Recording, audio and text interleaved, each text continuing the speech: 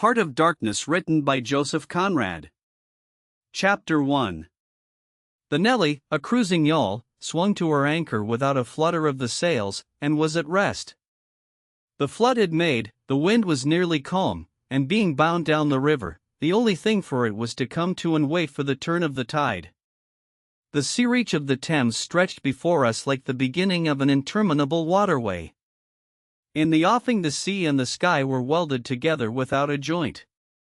And in the luminous space the tan sails of the barges drifting up with the tide seemed to stand still in red clusters of canvas sharply peaked, with gleams of varnished sprits. A haze rested on the low shores that ran out to sea in vanishing flatness. The air was dark above Gravesend, and farther back still seemed condensed into a mournful gloom, brooding motionless over the biggest, and the greatest, town on earth. The director of companies was our captain and our host. We four affectionately watched his back as he stood in the bows looking to seaward. On the whole river there was nothing that looked half so nautical. He resembled a pilot, which to a seaman is trustworthiness personified. It was difficult to realize his work was not out there in the luminous estuary, but behind him, within the brooding gloom. Between us there was, as I have already said somewhere, the bond of the sea. Besides holding our hearts together through long periods of separation, it had the effect of making us tolerant of each other's yarns and even convictions. The lawyer, the best of old fellows, had, because of his many years and many virtues, the only cushion on deck, and was lying on the only rug. The accountant had brought out already a box of dominoes, and was toying architecturally with the bones. Marlow sat cross-legged right aft, leaning against the mizzenmast. He had sunken cheeks, a yellow complexion, a straight back, an ascetic aspect, and, with his arms dropped, the palms of hands outwards, resembled an idol.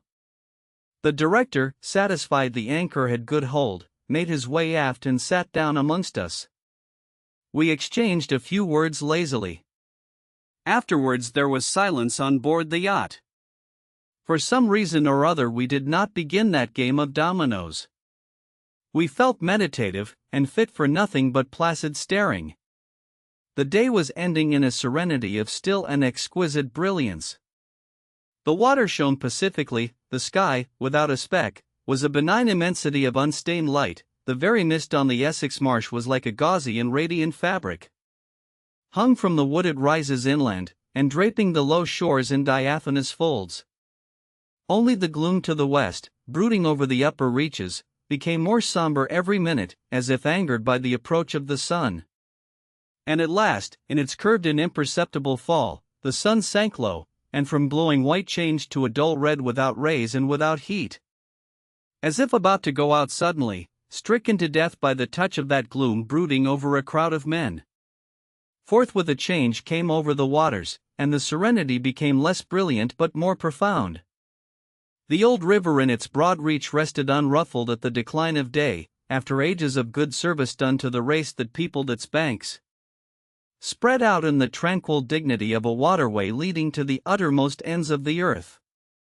We looked at the venerable stream not in the vivid flush of a short day that comes and departs forever, but in the august light of abiding memories. And indeed nothing is easier for a man who has, as the phrase goes, followed the sea, with reverence and affection, than to evoke the great spirit of the past upon the lower reaches of the Thames. The tidal current runs to and fro in its unceasing service, crowded with memories of men and ships it had borne to the rest of home or to the battles of the sea. It had known and served all the men of whom the nation is proud, from Sir Francis Drake to Sir John Franklin, knights all, titled and untitled, the great knights errant of the sea. It had borne all the ships whose names are like jewels flashing in the night of time, from the Golden Hind returning with her rotund flanks full of treasure, to be visited by the Queen's Highness and thus pass out of the gigantic tale, to the Erebus and Terror, bound on other conquests and that never returned. It had known the ships and the men. They had sailed from Deptford, from Greenwich, from Erith, the adventurers and the settlers, king's ships and the ships of men on change, captains, admirals, the dark interlopers of the Eastern trade, and the commissioned generals of East India fleets. Hunters for gold or pursuers of fame, they all had gone out on that stream, bearing the sword, and often the torch, messengers of the might within the land, bearers of a spark from the sacred fire. What greatness had not floated on the ebb of that river into the mystery of an unknown earth? The dreams of men, the seed of commonwealths, the germs of empires. The sun set, the dusk fell on the stream, and lights began to appear along the shore. The Chapman Lighthouse, a three-legged thing erect on a mudflat, shone strongly. Lights of ships moved in the fairway, a great stir of lights going up and going down. And farther west on the upper reaches the place of the monstrous town was still marked ominously on the sky, a brooding gloom and sunshine, a lurid glare under the stars. And this also, said Marlow suddenly, has been one of the dark places of the earth. He was the only man of us who still followed the sea. The worst that could be said of him was that he did not represent his class. He was a seaman, but he was a wanderer, too, while most seamen lead, if one may so express it, a sedentary life. Their minds are of the stay-at-home order, and their home is always with them the ship, and so is their country the sea. One ship is very much like another, and the sea is always the same. In the immutability of their surroundings, the foreign shores, the foreign faces, the changing immensity of life glide past, veiled not by a sense of mystery but by a slightly disdainful ignorance, for there is nothing mysterious to a seaman unless it be the sea itself, which is the mistress of his existence and as inscrutable as destiny. For the rest, after his hours of work, a casual stroll or a casual spree on shore suffices to unfold for him the secret of a whole continent, and generally he finds the secret not worth knowing. The yarns of seamen have a direct simplicity, the whole meaning of which lies within the shell of a cracked nut. But Marlow was not typical, if his propensity to spin yarns be accepted, and to him the meaning of an episode was not inside like a kernel but outside, enveloping the tale which brought it out only as a glow brings out a haze, in the likeness of one of these misty halos that sometimes are made visible by the spectral illumination of moonshine. His remark did not seem at all surprising. It was just like Marlow. It was accepted in silence. No one took the trouble to grunt even, and presently he said, very slow dash, I was thinking of very old times, when the Romans first came here, 1900 years ago the other day. Light came out of this river since you say nights? Yes, but it is like a running blaze on a plain, like a flash of lightning in the clouds. We live in the flicker, may it last as long as the old earth keeps rolling. But darkness was here yesterday. Imagine the feelings of a commander of a fine what d'ye call 'em? Trireme in the Mediterranean, ordered suddenly to the north, run overland across the Gauls in a hurry. Put in charge of one of these craft the legionaries, a wonderful lot of handy men they must have been. Too used to build, apparently by the hundred, in a month or two, if we may believe what we read. Imagine him here, the very end of the world, a sea the color of lead, a sky the color of smoke, a kind of ship about as rigid as a concertina and going up this river with stores. Or orders, or what you like. Sandbanks, marshes, forests, savages, precious little to eat fit for a civilized man, nothing but Thames water to drink. No Falernian wine here, no going ashore. Here and there a military camp lost in a wilderness, like a needle in a bundle of hay, cold, fog, tempests, disease, exile, and death skulking in the air, in the water, in the bush. They must have been dying like flies here. Oh, yes, he did it. Did it very well, too, no doubt, and without thinking much about it either, except afterwards to brag of what he had gone through in his time, perhaps. They were men enough to face the darkness. And perhaps he was cheered by keeping his eye on a chance of promotion to the fleet at Ravenna by and by, if he had good friends in Rome and survived the awful climate. Or think of a decent young citizen in a toga, perhaps too much dice, coming out here in the train of some prefect, or tax-gatherer, or trader even, to mend his fortunes. Land in a swamp, march through the woods, and in some inland post feel the savagery, the utter savagery. Had closed round him all that mysterious life of the wilderness that stirs in the forest, in the jungles, in the hearts of wild men. There's no initiation either into such mysteries. He has to live in the midst of the incomprehensible, which is also detestable. And it has a fascination, too, that goes to work upon him. The fascination of the abomination, you know. Imagine the growing regrets, the longing to escape, the powerless disgust, the surrender, the hate. He paused. Mind, he began again, lifting one arm from the elbow, the palm of the hand outwards, so that, with his legs folded before him, he had the pose of a Buddha preaching in European clothes and without a lotus flower dash. Mind, none of us would feel exactly like this. What saves us is efficiency, the devotion to efficiency. But these chaps were not much account, really. They were no colonists, their administration was merely a squeeze, and nothing more, I suspect. They were conquerors, and for that you want only brute force, nothing to boast of, when you have it, since your strength is just an accident arising from the weakness of others. They grabbed what they could get for the sake of what was to be got. It was just robbery with violence, aggravated murder on a great scale, and men going at it blind, as is very proper for those who tackle a darkness. The conquest of the earth, which mostly means the taking it away from those who have a different complexion or slightly flatter noses than ourselves, is not a pretty thing when you look into it too much. What redeems it is the idea only. An idea at the back of it, not a sentimental pretense but an idea, and an unselfish belief in the idea, something you can set up, and bow down before, and offer a sacrifice to. He broke off. Flames glided in the river, small green flames, red flames, white flames, pursuing, overtaking, joining, crossing each other, then separating slowly or hastily. The traffic of the great city went on in the deepening night upon the sleepless river.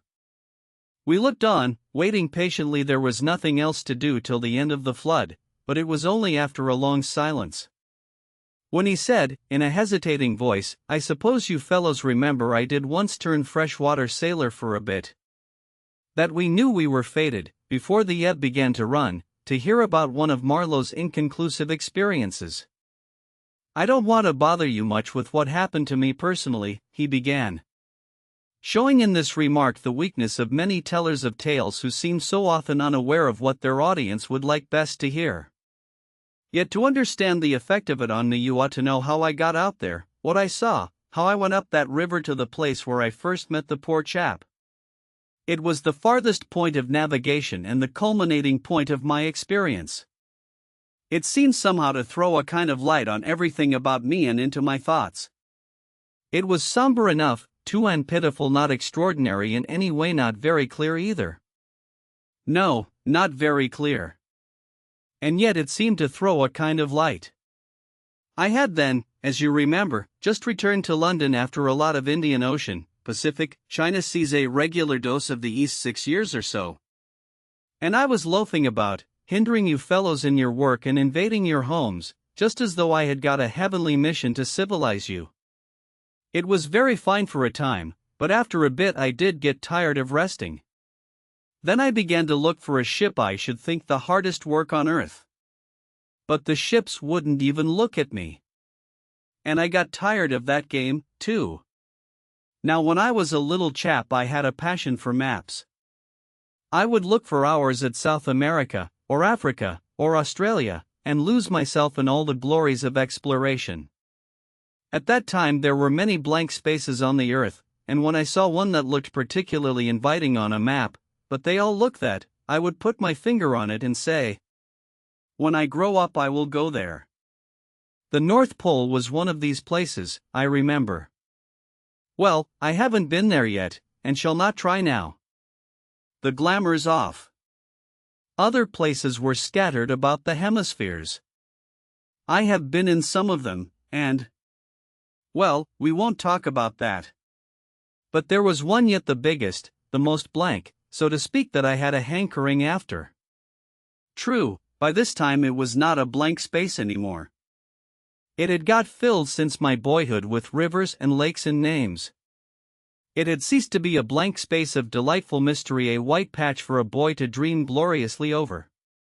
It had become a place of darkness.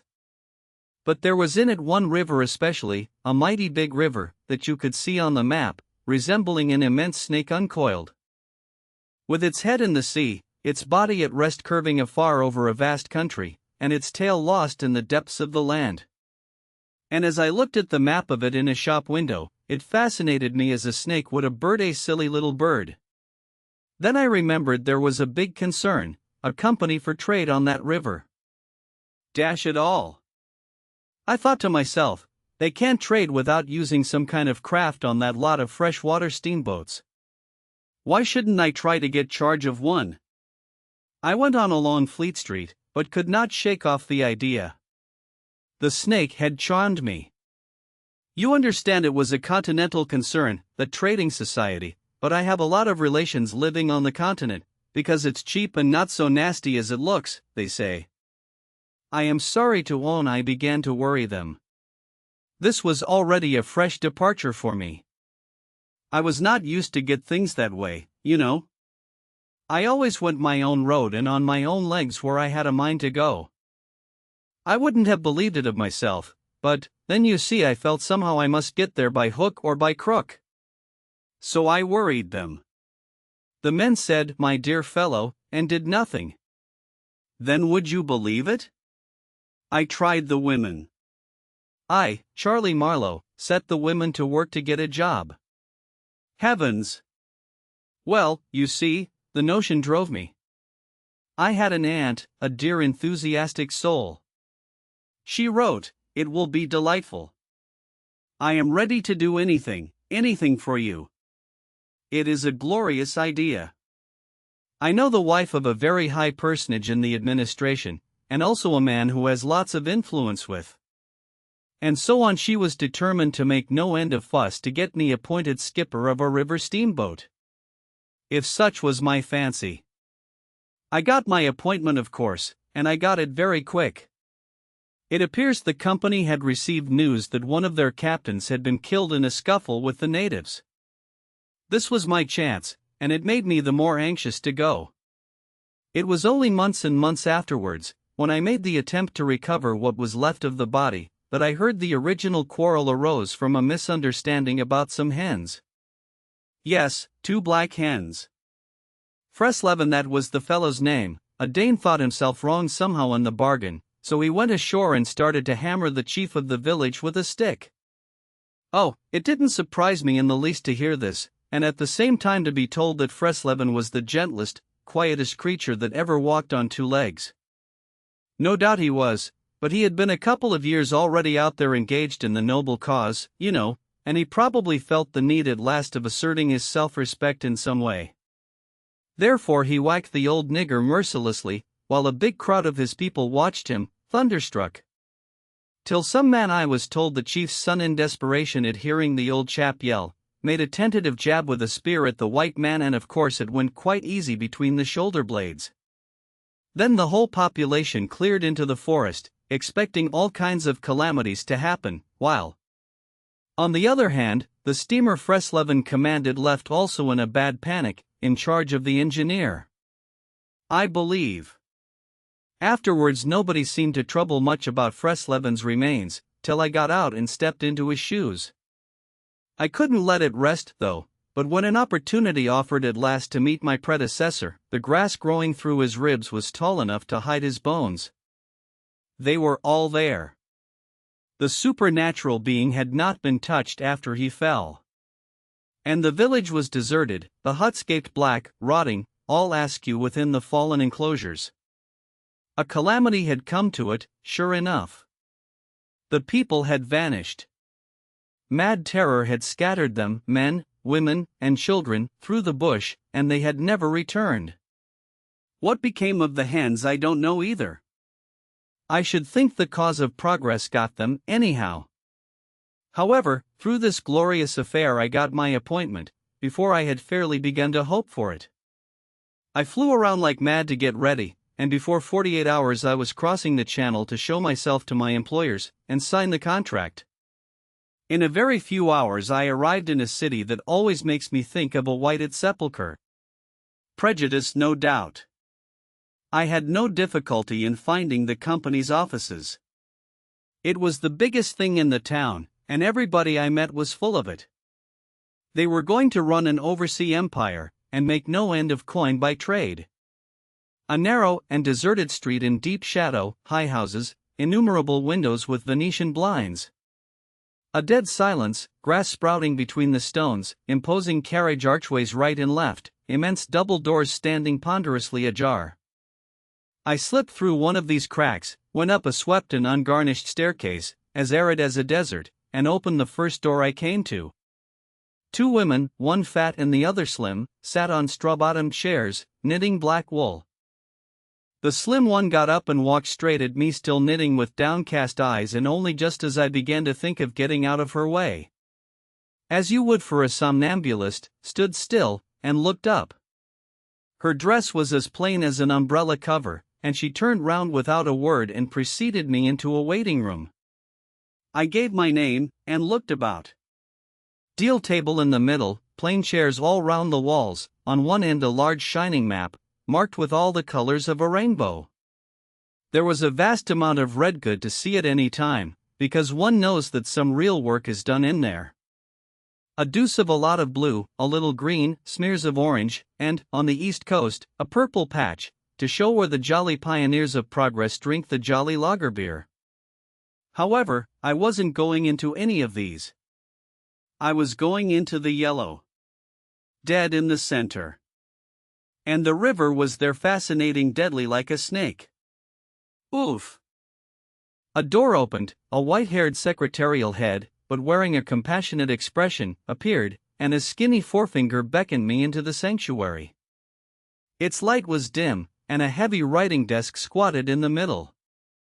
From behind that structure came out an impression of pale plumpness in a frock coat.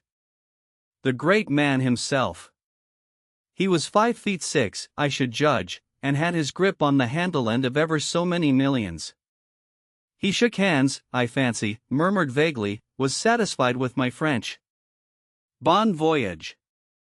In about 45 seconds I found myself again in the waiting room with the compassionate secretary, who, full of desolation and sympathy, made me sign some document. I believe I undertook amongst other things not to disclose any trade secrets. Well, I am not going to. I began to feel slightly uneasy. You know, I am not used to such ceremonies, and there was something ominous in the atmosphere. It was just as though I had been led into some conspiracy, I don't know, something not quite right, and I was glad to get out. In the outer room the two women knitted black wool feverishly. People were arriving, and the younger one was walking back and forth introducing them. The old one sat on her chair. Her flat cloth slippers were propped up on a foot warmer, and a cat reposed on her lap. She wore a starched white affair on her head, had a wart on one cheek, and silver-rimmed spectacles hung on the tip of her nose. She glanced at me above the glasses.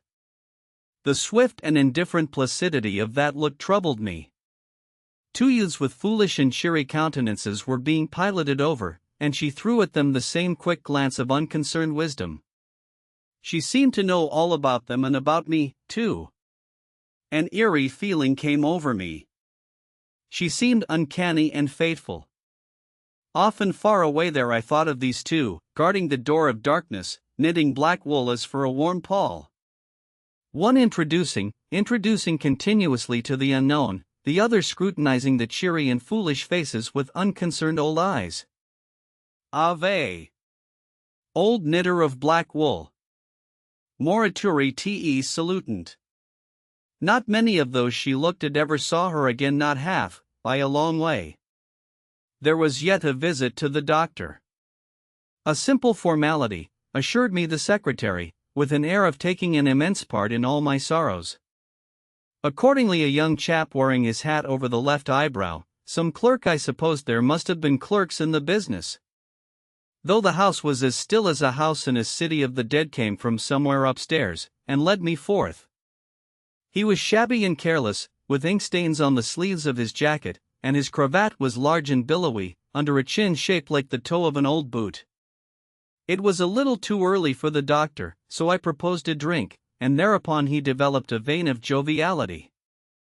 As we sat over our vermouths, he glorified the company's business, and by I expressed casually my surprise at him not going out there.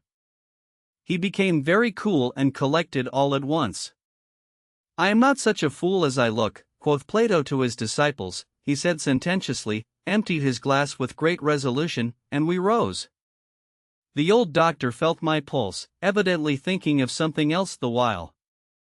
Good for there," he mumbled, and then with a certain eagerness asked me whether I would let him measure my head.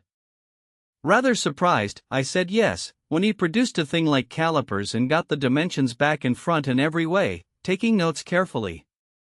He was an unshaven little man in a threadbare coat like a gabardine, with his feet in slippers, and I thought him a harmless fool. "I always ask leave, in the interests of science, to measure the crania of those going out there," he said. "And when they come back, too?" I asked. "Oh, I never see them," he remarked, "and, moreover, the changes take place inside, you know." He smiled, as if at some quiet joke. "So you are going out there. Famous. Interesting, too." He gave me a searching glance, and made another note. "Ever any madness in your family?" he asked, in a matter-of-fact tone.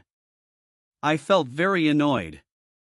"Is that question in the interests of science, too?" "It would be," he said, without taking notice of my irritation, "interesting for science to watch the mental changes of individuals, on the spot, but—" "Are you an alienist?" I interrupted. "Every doctor should be a little," answered that original, imperturbably. "I have a little theory which you messers who go out there must help me to prove. This is my share in the advantages my country shall reap from the possession of such a magnificent dependency. The mere wealth I leave to others. Pardon my questions, but you are the first Englishman coming under my observation." I hastened to assure him I was not in the least typical. "If I were," said I wouldn't be talking like this with you." "What you say is rather profound, and probably erroneous," he said, with a laugh. "Avoid irritation more than exposure to the sun. Adieu. How do you English say, eh? Goodbye." "Ah. Goodbye. Adieu. In the tropics one must before everything keep calm." He lifted a warning forefinger. Do calm. One thing more remained to do, say goodbye to my excellent aunt. I found her triumphant. I had a cup of tea, the last decent cup of tea for many days, and in a room that most soothingly looked just as you would expect a lady's drawing room to look, we had a long quiet chat by the fireside. In the course of these confidences it became quite plain to me I had been represented to the wife of the high dignitary. And goodness knows to how many more people besides, as an exceptional and gifted creature, a piece of good fortune for the company, a man you don't get hold of every day. Good heavens! And I was going to take charge of a 2-penny halfpenny river steamboat with a penny whistle attached. It appeared, however, I was also one of the workers, with a capital, you know. Something like an emissary of light, something like a lower sort of apostle. There had been a lot of such rot let loose in print and talk just about that time, and the excellent woman, living right in the rush of all that humbug, got carried off her feet. She talked about weaning those ignorant millions from their horrid ways, till, upon my word, she made me quite uncomfortable. I ventured to hint that the company was run for profit. "You forget, dear Charlie, that the laborer is worthy of his hire," she said, brightly. "It's queer how out of touch with truth women are. They live in a world of their own, and there has never been anything like it, and never can be. It is too beautiful altogether, and if they were to set it up it would go to pieces before the first sunset. Some confounded fact we men have been living contentedly with ever since the day of creation would start up and knock the whole thing over." After this I got embraced, told to wear flannel, be sure to write often, and so on, and I left. In the street I don't know why a queer feeling came to me that I was an imposter. Odd thing that I, who used to clear out for any part of the world at 24 hours' notice, with less thought than most men give to the crossing of a street. Had a moment I won't say of hesitation, but of startled pause, before this commonplace affair. The best way I can explain it to you is by saying that, for a second or two, I felt as though, instead of going to the center of a continent, I were about to set off for the center of the earth. I left in a French steamer, and she called in every blamed port they have out there, for, as far as I could see, the sole purpose of landing soldiers and custom-house officers. I watched the coast. Watching a coast as it slips by the ship is like thinking about an enigma.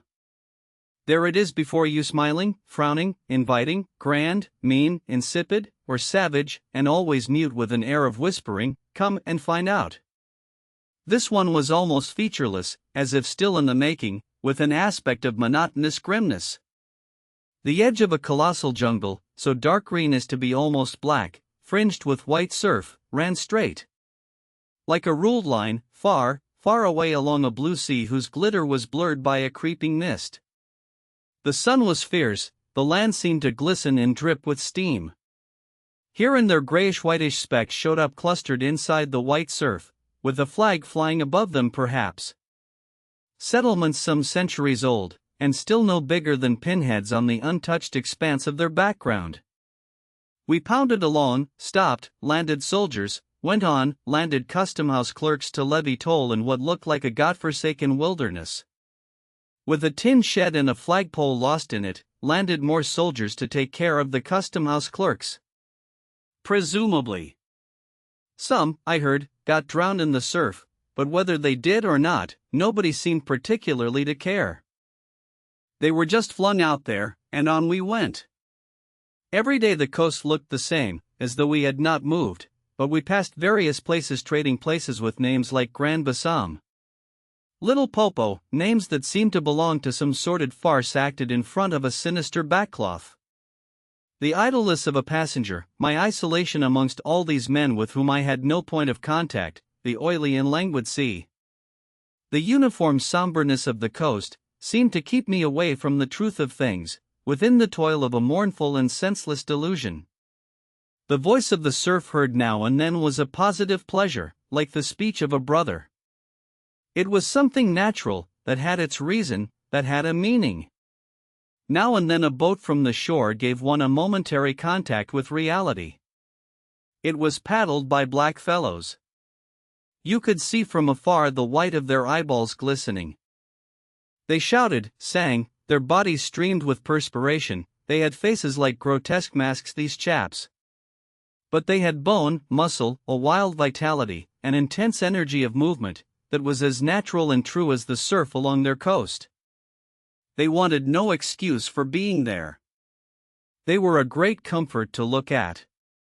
For a time I would feel I belonged still to a world of straightforward facts, but the feeling would not last long. Something would turn up to scare it away. Once, I remember, we came upon a man-of-war anchored off the coast. There wasn't even a shed there, and she was shelling the bush. It appears the French had one of their wars going on thereabouts. Her ensign dropped limp like a rag, the muzzles of the long 6-inch guns stuck out all over the low hull, the greasy, slimy swell swung her up lazily and let her down, swaying her thin masts. In the empty immensity of earth, sky, and water, there she was, incomprehensible, firing into a continent. Pop would go one of the 6-inch guns, a small flame would dart and vanish, a little white smoke would disappear, a tiny projectile would give a feeble screech, and nothing happened. Nothing could happen. There was a touch of insanity in the proceeding, a sense of lugubrious drollery in the sight. And it was not dissipated by somebody on board assuring me earnestly there was a camp of natives, he called them enemies, hidden out of sight somewhere. We gave her letters. I heard the men in that lonely ship were dying of fever at the rate of 3 a day, and went on. We called at some more places with farcical names, where the merry dance of death and trade goes on in as still an earthy atmosphere as of an overheated catacomb. All along the formless coast bordered by dangerous surf, as if nature herself had tried to ward off intruders. In and out of rivers, streams of death and life, whose banks were rotting into mud, whose waters thickened into slime. Invaded the contorted mangroves, that seemed to writhe at us in the extremity of an impotent despair. Nowhere did we stop long enough to get a particularized impression, but the general sense of vague and oppressive wonder grew upon me. It was like a weary pilgrimage amongst hints for nightmares. It was upward of 30 days before I saw the mouth of the big river. We anchored off the seat of the government. But my work would not begin till some 200 miles farther on. So as soon as I could, I made a start for a place 30 miles higher up. I had my passage on a little sea-going steamer. Her captain was a Swede, and knowing me for a seaman, invited me on the bridge.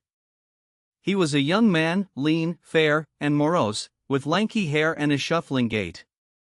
As we left the miserable little wharf, he tossed his head contemptuously at the shore. "Been living there?" he asked. I said, "Yes." "Fine lot these government chaps, are they not?" He went on, speaking English with great precision and considerable bitterness. "It is funny what some people will do for a few francs a month. I wonder what becomes of that kind when it goes up country." I said to him I expected to see that soon. "So," he exclaimed. He shuffled athwart, keeping one eye ahead vigilantly. "Don't be too sure," he continued. "The other day I took up a man who hanged himself on the road. He was a Swede, too. Hanged himself. Why, in God's name?" I cried. He kept on looking out watchfully. Who knows? The sun too much for him, or the country perhaps. At last we opened a reach. A rocky cliff appeared, mounds of turned-up earth by the shore, houses on a hill, others with iron roofs, amongst a waste of excavations, or hanging to the declivity. A continuous noise of the rapids above hovered over this scene of inhabited devastation. A lot of people, mostly black and naked, moved about like ants. A jetty projected into the river. A blinding sunlight drowned all this at times in a sudden recrudescence of glare. "There's your company station," said the Swede, pointing to 3 wooden barrack-like structures on the rocky slope. "I will send your things up." "For boxes, did you say?"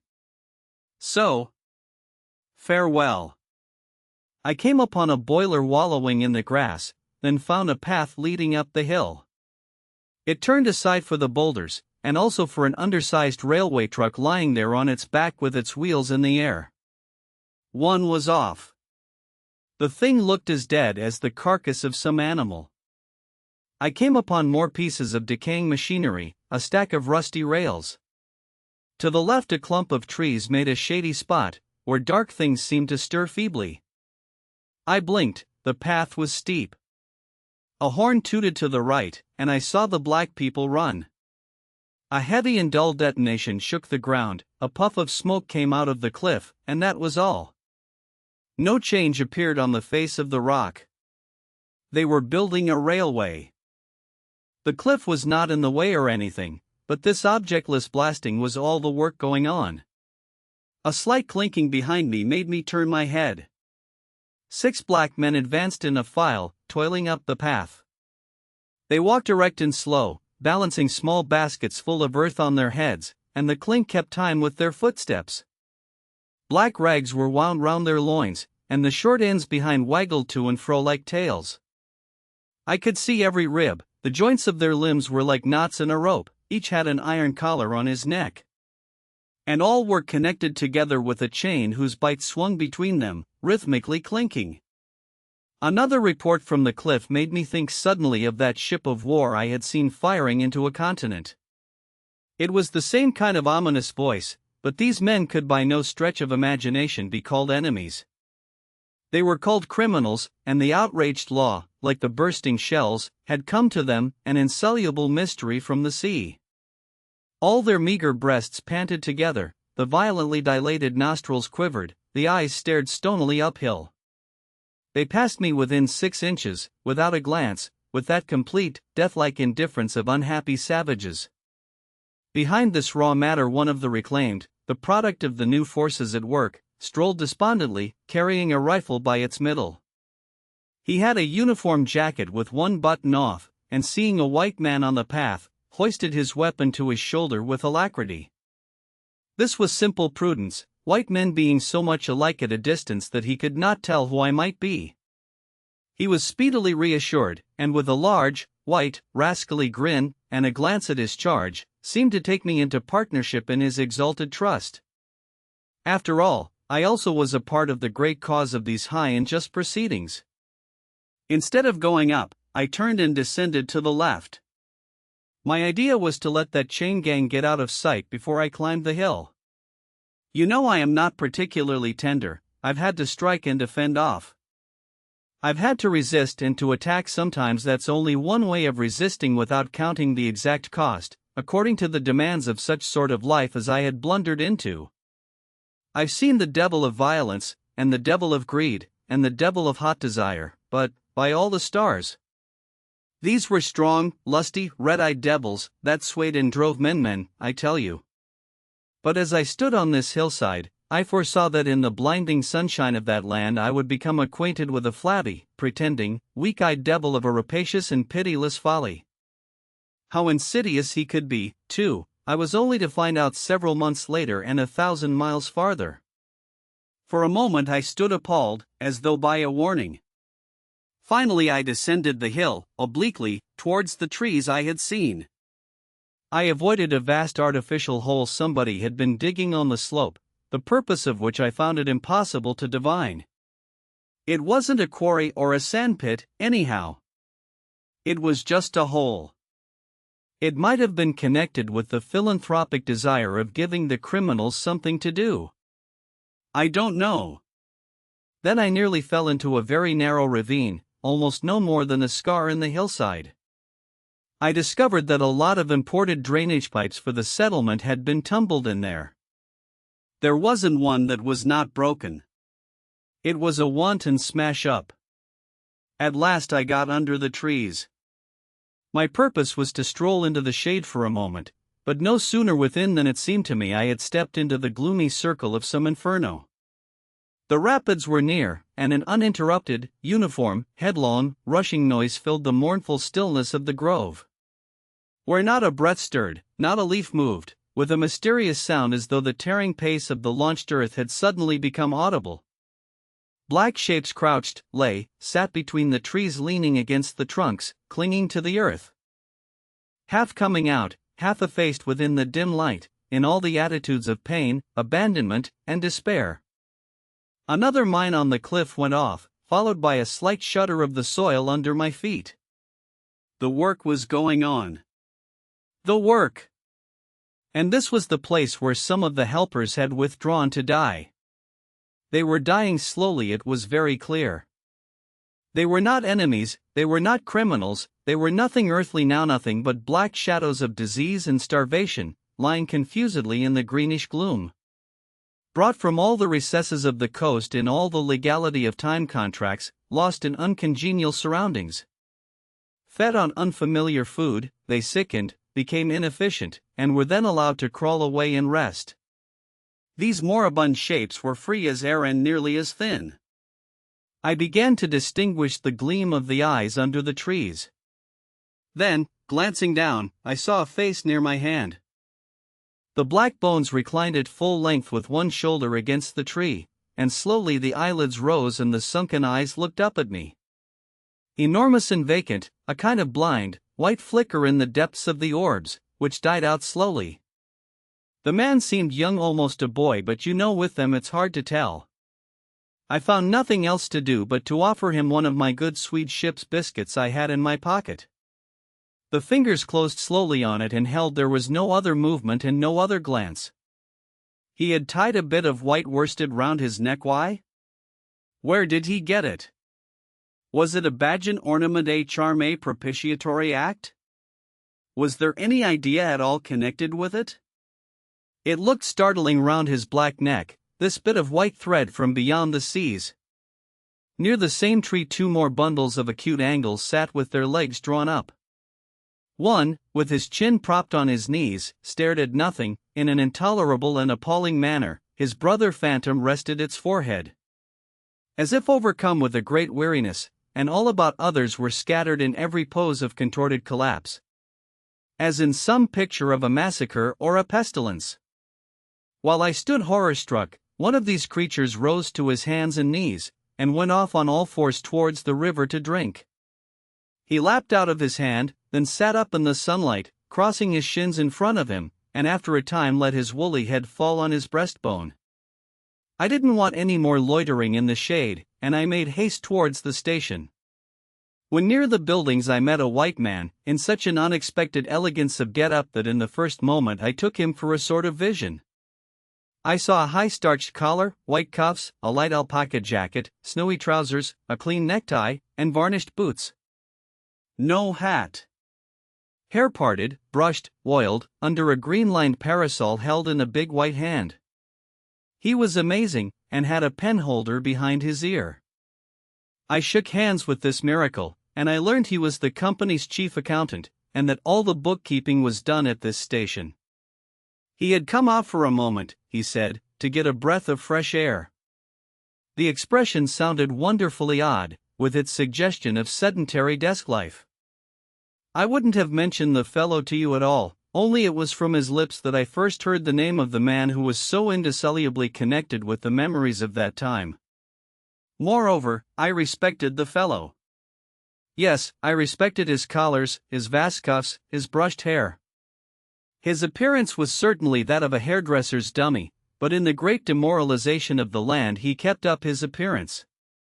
That's backbone. His starched collars and got-up shirt fronts were achievements of character. He had been out nearly 3 years, and, later, I could not help asking him how he managed to sport such linen.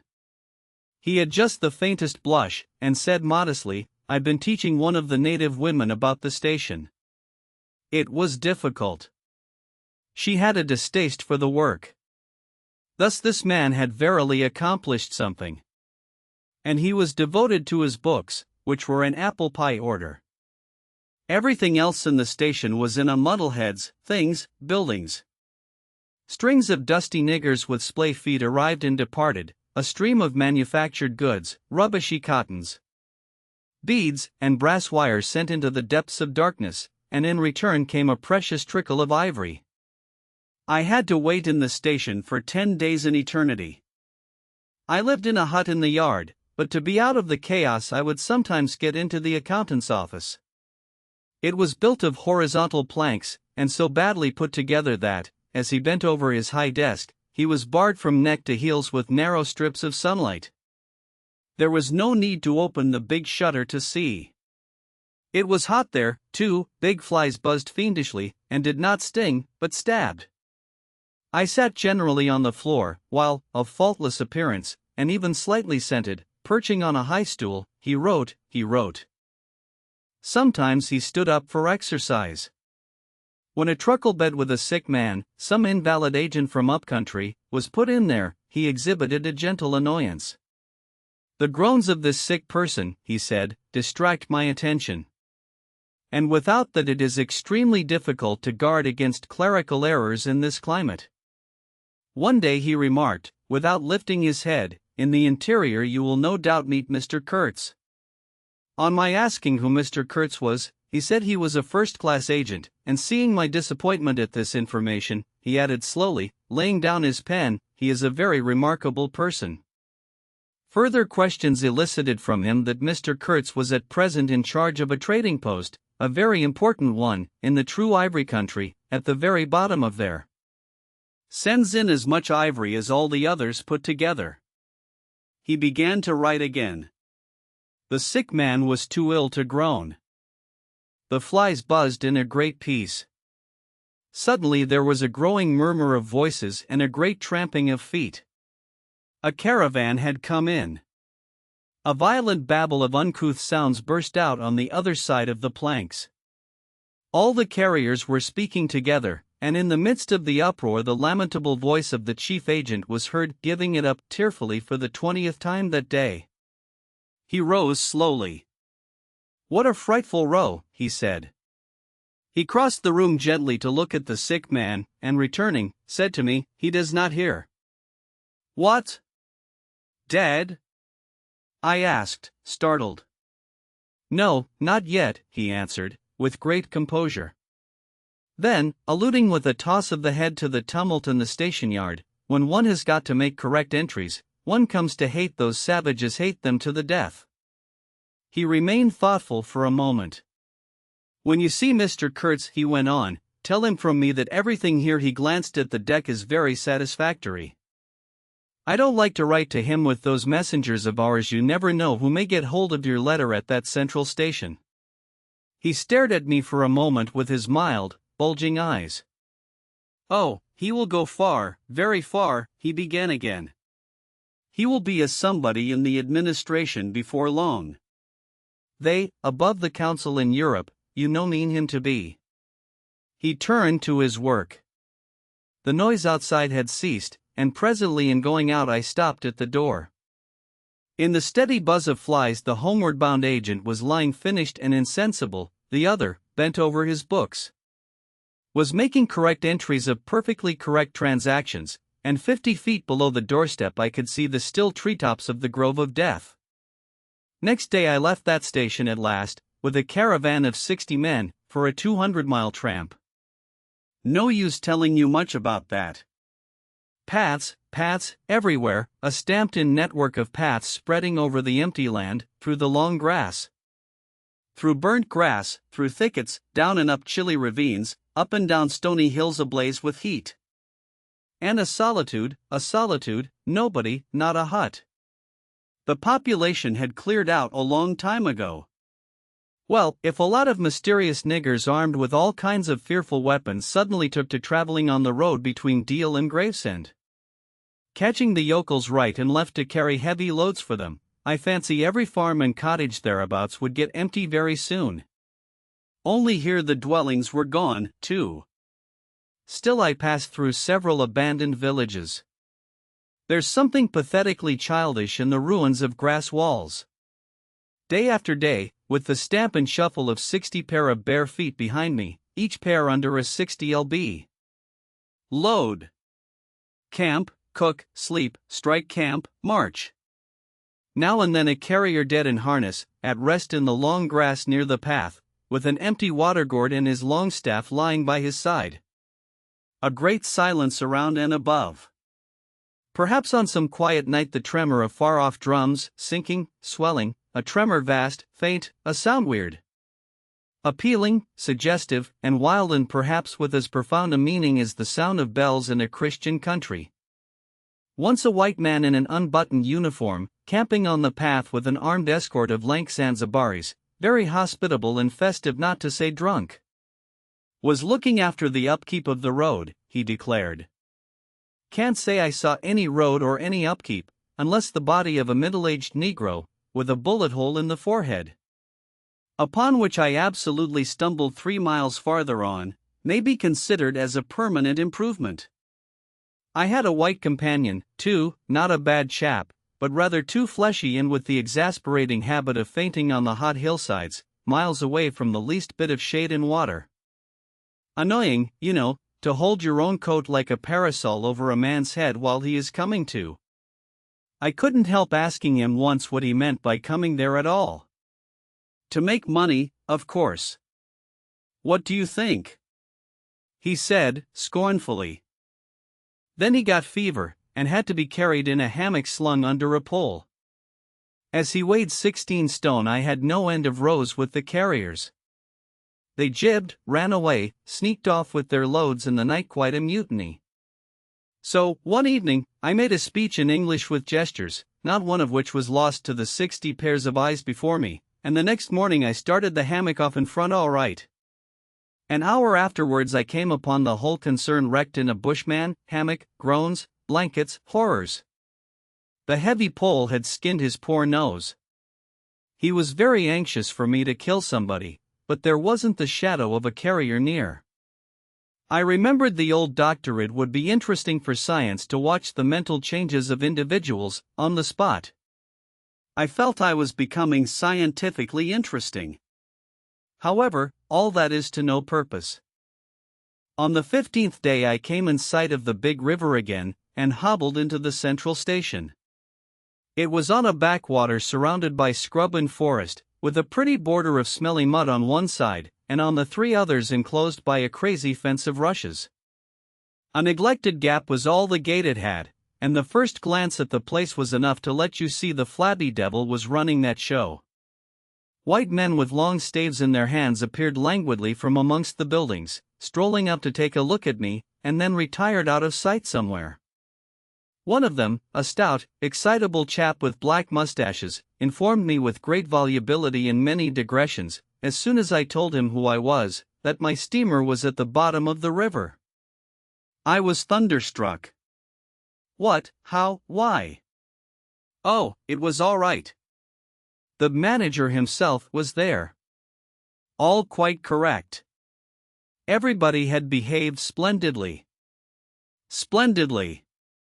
Dash, you must, he said in agitation, go and see the general manager at once. He is waiting. I did not see the real significance of that wreck at once. I fancy I see it now, but I am not sure, not at all. Certainly the affair was too stupid when I think of it to be altogether natural. Still. But at the moment it presented itself simply as a confounded nuisance. The steamer was sunk. They had started 2 days before in a sudden hurry up the river with the manager on board, in charge of some volunteer skipper. And before they had been out 3 hours they tore the bottom out of her on stones, and she sank near the south bank. I asked myself what I was to do there, now my boat was lost. As a matter of fact, I had plenty to do in fishing my command out of the river. I had to set about it the very next day. That, and the repairs when I brought the pieces to the station, took some months. My first interview with the manager was curious. He did not ask me to sit down after my 20-mile walk that morning. He was commonplace in complexion, in features, in manners, and in voice. He was of middle size and of ordinary build. His eyes, of the usual blue, were perhaps remarkably cold, and he certainly could make his glance fall on one as trenchant and heavy as an axe. But even at these times the rest of his person seemed to disclaim the intention. Otherwise there was only an indefinable, faint expression of his lips, something stealthy, a smile, not a smile. I remember it, but I can't explain. It was unconscious, the smile was, though just after he had said something it got intensified for an instant. It came at the end of his speeches like a seal applied on the words to make the meaning of the commonest phrase appear absolutely inscrutable. He was a common trader, from his youth up employed in these parts, nothing more. He was obeyed, yet he inspired neither love nor fear, nor even respect. He inspired uneasiness. That was it. Uneasiness. Not a definite mistrust, just uneasiness, nothing more. You have no idea how effective such a faculty can be. He had no genius for organizing, for initiative, or for order even. That was evident in such things as the deplorable state of the station. He had no learning, and no intelligence. His position had come to him why? Perhaps because he was never ill. He had served 3 terms of 3 years out there. Because triumphant health in the general rout of constitutions is a kind of power in itself. When he went home on leave he rioted on a large scale pompously. Jack ashore with a difference in externals only. This one could gather from his casual talk. He originated nothing, he could keep the routine going, that's all. But he was great. He was great by this little thing that it was impossible to tell what could control such a man. He never gave that secret away. Perhaps there was nothing within him. Such a suspicion made one pause, for out there were no external checks. Once when various tropical diseases had laid low almost every agent in the station, he was heard to say, "Men who come out here should have no entrails." He sealed the utterance with that smile of his, as though it had been a door opening into a darkness he had in his keeping. You fancied you had seen things, but the seal was on. When annoyed at mealtimes by the constant quarrels of the white men about precedence, he ordered an immense round table to be made, for which a special house had to be built. This was the station's mess room. Where he sat was the first place, the rest were nowhere. One felt this to be his unalterable conviction. He was neither civil nor uncivil. He was quiet. He allowed his boy, an overfed young Negro from the coast, to treat the white men, under his very eyes, with provoking insolence. He began to speak as soon as he saw me. I had been very long on the road. He could not wait. Had to start without me. The upriver stations had to be relieved. There had been so many delays already that he did not know who was dead and who was alive, and how they got on, and so on, and so on. He paid no attention to my explanations, and, playing with a stick of sealing wax, repeated several times that the situation was very grave, very grave. There were rumors that a very important station was in jeopardy, and its chief, Mr. Kurtz, was ill. Hoped it was not true. Mr. Kurtz was. I felt weary and irritable. Hang Kurtz, I thought. I interrupted him by saying I had heard of Mr. Kurtz on the coast. Ah! So they talk of him down there, he murmured to himself. Then he began again, assuring me Mr. Kurtz was the best agent he had, an exceptional man, of the greatest importance to the company, therefore I could understand his anxiety. He was, he said, very, very uneasy. Certainly he fidgeted on his chair a good deal, exclaimed, "Ah, Mr. Kurtz!" Broke the stick of sealing wax and seemed dumbfounded by the accident. Next thing he wanted to know how long it would take to. I interrupted him again. Being hungry, you know, and kept on my feet too. I was getting savage. How can I tell? I said. I haven't even seen the wreck yet, some months, no doubt. All this talk seemed to me so futile. Some months, he said. Well, let us say 3 months before we can make a start. Yes. That ought to do the affair. I flung out of his hut. He lived all alone in a clay hut with a sort of veranda, muttering to myself my opinion of him. He was a chattering idiot. Afterwards I took it back when it was borne in upon me startlingly with what extreme nicety he had estimated the time requisite for the affair. I went to work the next day, turning, so to speak, my back on that station. In that way only it seemed to me I could keep my hold on the redeeming facts of life. Still, one must look about sometimes, and then I saw this station, these men strolling aimlessly about in the sunshine of the yard. I asked myself sometimes what it all meant. They wandered here and there with their absurd long staves in their hands, like a lot of faithless pilgrims bewitched inside a rotten fence. The word ivory rang in the air, was whispered, was sighed. You would think they were praying to it. A taint of imbecile rapacity blew through it all, like a whiff from some corpse. By Jove! I've never seen anything so unreal in my life. And outside, the silent wilderness surrounding this cleared speck on the earth struck me as something great and invincible. Like evil or truth, waiting patiently for the passing away of this fantastic invasion. Oh, these months! Well, never mind. Various things happened.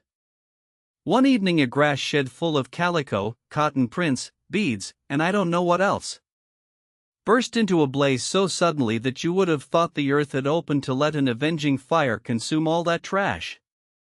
I was smoking my pipe quietly by my dismantled steamer, and saw them all cutting capers in the light, with their arms lifted high, when the stout man with mustaches came tearing down to the river, a tin pail in his hand. Assured me that everybody was behaving splendidly, dipped about a quart of water and tore back again. I noticed there was a hole in the bottom of his pail. I strolled up. There was no hurry. You see, the thing had gone off like a box of matches. It had been hopeless from the very first. The flame had leaped high, driven everybody back, lighted up everything and collapsed.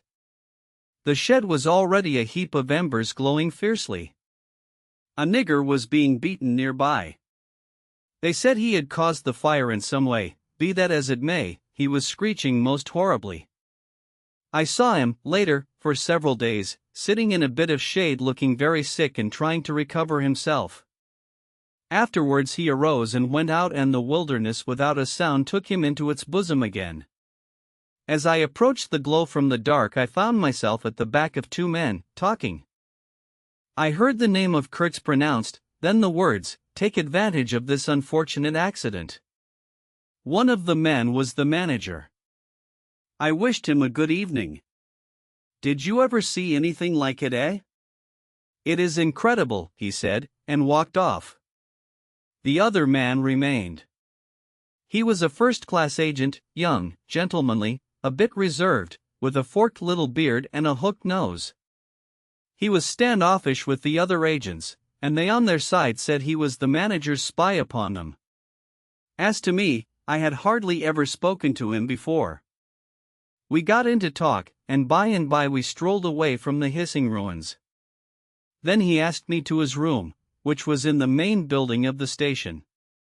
He struck a match, and I perceived that this young aristocrat had not only a silver-mounted dressing case but also a whole candle all to himself. Just at that time the manager was the only man supposed to have any right to candles. Native mats covered the clay walls, a collection of spears, assegais, shields, knives was hung up in trophies. The business entrusted to this fellow was the making of bricks, so I had been informed, but there wasn't a fragment of a brick anywhere in the station, and he had been there more than a year waiting. It seems he could not make bricks without something, I don't know what, straw maybe. Anyway, it could not be found there, and as it was not likely to be sent from Europe, it did not appear clear to me what he was waiting for. An act of special creation, perhaps. However, they were all waiting, all the 16 or 20 pilgrims of them, for something, and upon my word it did not seem an uncongenial occupation. From the way they took it, though, the only thing that ever came to them was disease as far as I could see. They beguiled the time by backbiting and intriguing against each other in a foolish kind of way. There was an air of plotting about that station, but nothing came of it, of course. It was as unreal as everything else, as the philanthropic pretense of the whole concern, as their talk, as their government, as their show of work. The only real feeling was a desire to get appointed to a trading post where ivory was to be had, so that they could earn percentages. They intrigued and slandered and hated each other only on that account, but as to effectually lifting a little finger, oh, no. By heavens! There is something after all in the world allowing one man to steal a horse while another must not look at a halter. Steal a horse straight out. Very well. He has done it. Perhaps he can ride. But there is a way of looking at a halter that would provoke the most charitable of saints into a kick. I had no idea why he wanted to be sociable, but as we chatted in there it suddenly occurred to me the fellow was trying to get at something, in fact, pumping me. He alluded constantly to Europe, to the people I was supposed to know there, putting leading questions as to my acquaintances in the sepulchral city, and so on. His little eyes glittered like mica discs with curiosity, though he tried to keep up a bit of superciliousness. At first I was astonished, but very soon I became awfully curious to see what he would find out from me. I couldn't possibly imagine what I had in me to make it worth his while. It was very pretty to see how he baffled himself, for in truth my body was full only of chills, and my head had nothing in it but that wretched steamboat business. It was evident he took me for a perfectly shameless prevaricator. At last he got angry, and, to conceal a movement of furious annoyance, he yawned. I rose. Then I noticed a small sketch in oils, on a panel, representing a woman, draped and blindfolded, carrying a lighted torch. The background was somber, almost black.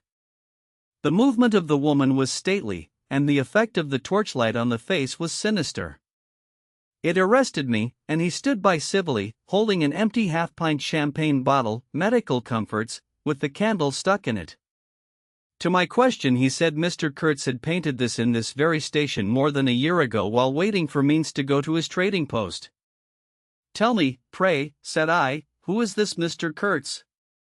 The chief of the inner station, he answered in a short tone, looking away. Much obliged, I said, laughing. And you are the brickmaker of the central station. Everyone knows that. He was silent for a while.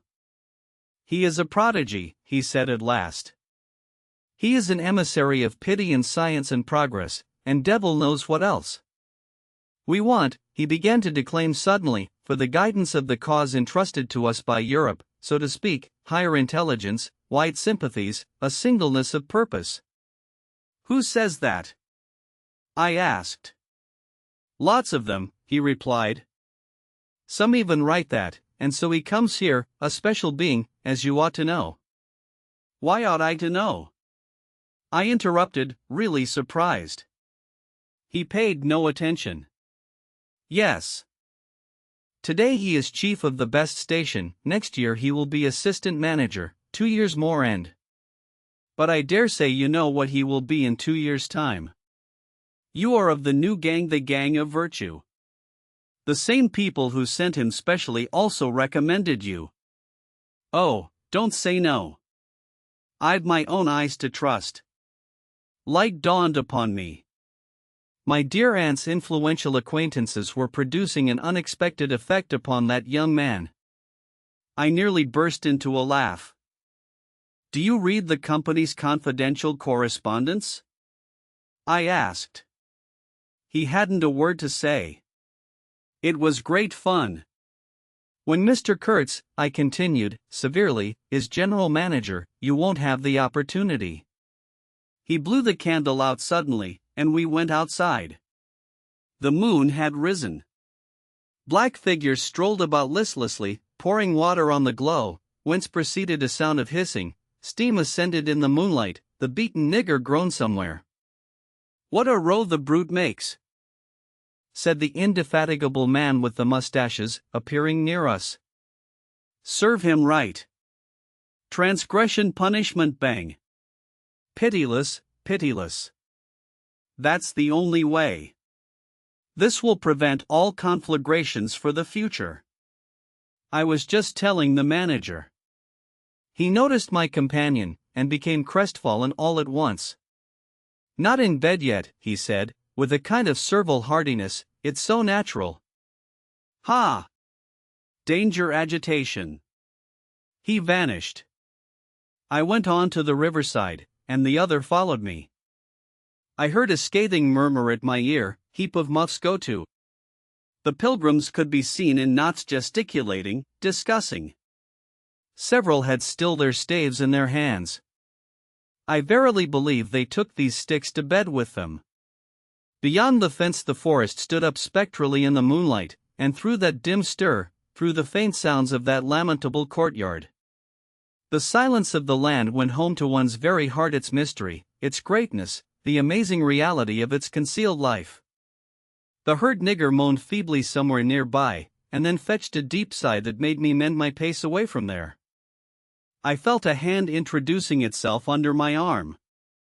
My dear sir, said the fellow, I don't want to be misunderstood, and especially by you, who will see Mr. Kurtz long before I can have that pleasure. I wouldn't like him to get a false idea of my disposition. I let him run on, this papier-mâché Mephistopheles, and it seemed to me that if I tried I could poke my forefinger through him, and would find nothing inside but a little loose dirt, maybe. He, don't you see, had been planning to be assistant manager by and by under the present man, and I could see that the coming of that Kurtz had upset them both not a little. He talked precipitately, and I did not try to stop him. I had my shoulders against the wreck of my steamer, hauled up on the slope like a carcass of some big river animal. The smell of mud, of primeval mud, by Jove, was in my nostrils. The high stillness of primeval forest was before my eyes. There were shiny patches on the black creek. The moon had spread over everything a thin layer of silver, over the rank grass, over the mud, upon the wall of matted vegetation standing higher than the wall of a temple. Over the great river I could see through a somber gap, glittering, as it flowed broadly by without a murmur. All this was great, expectant, mute, while the man jabbered about himself. I wondered whether the stillness on the face of the immensity looking at us two were meant as an appeal or as a menace. What were we who had strayed in here? Could we handle that dumb thing, or would it handle us?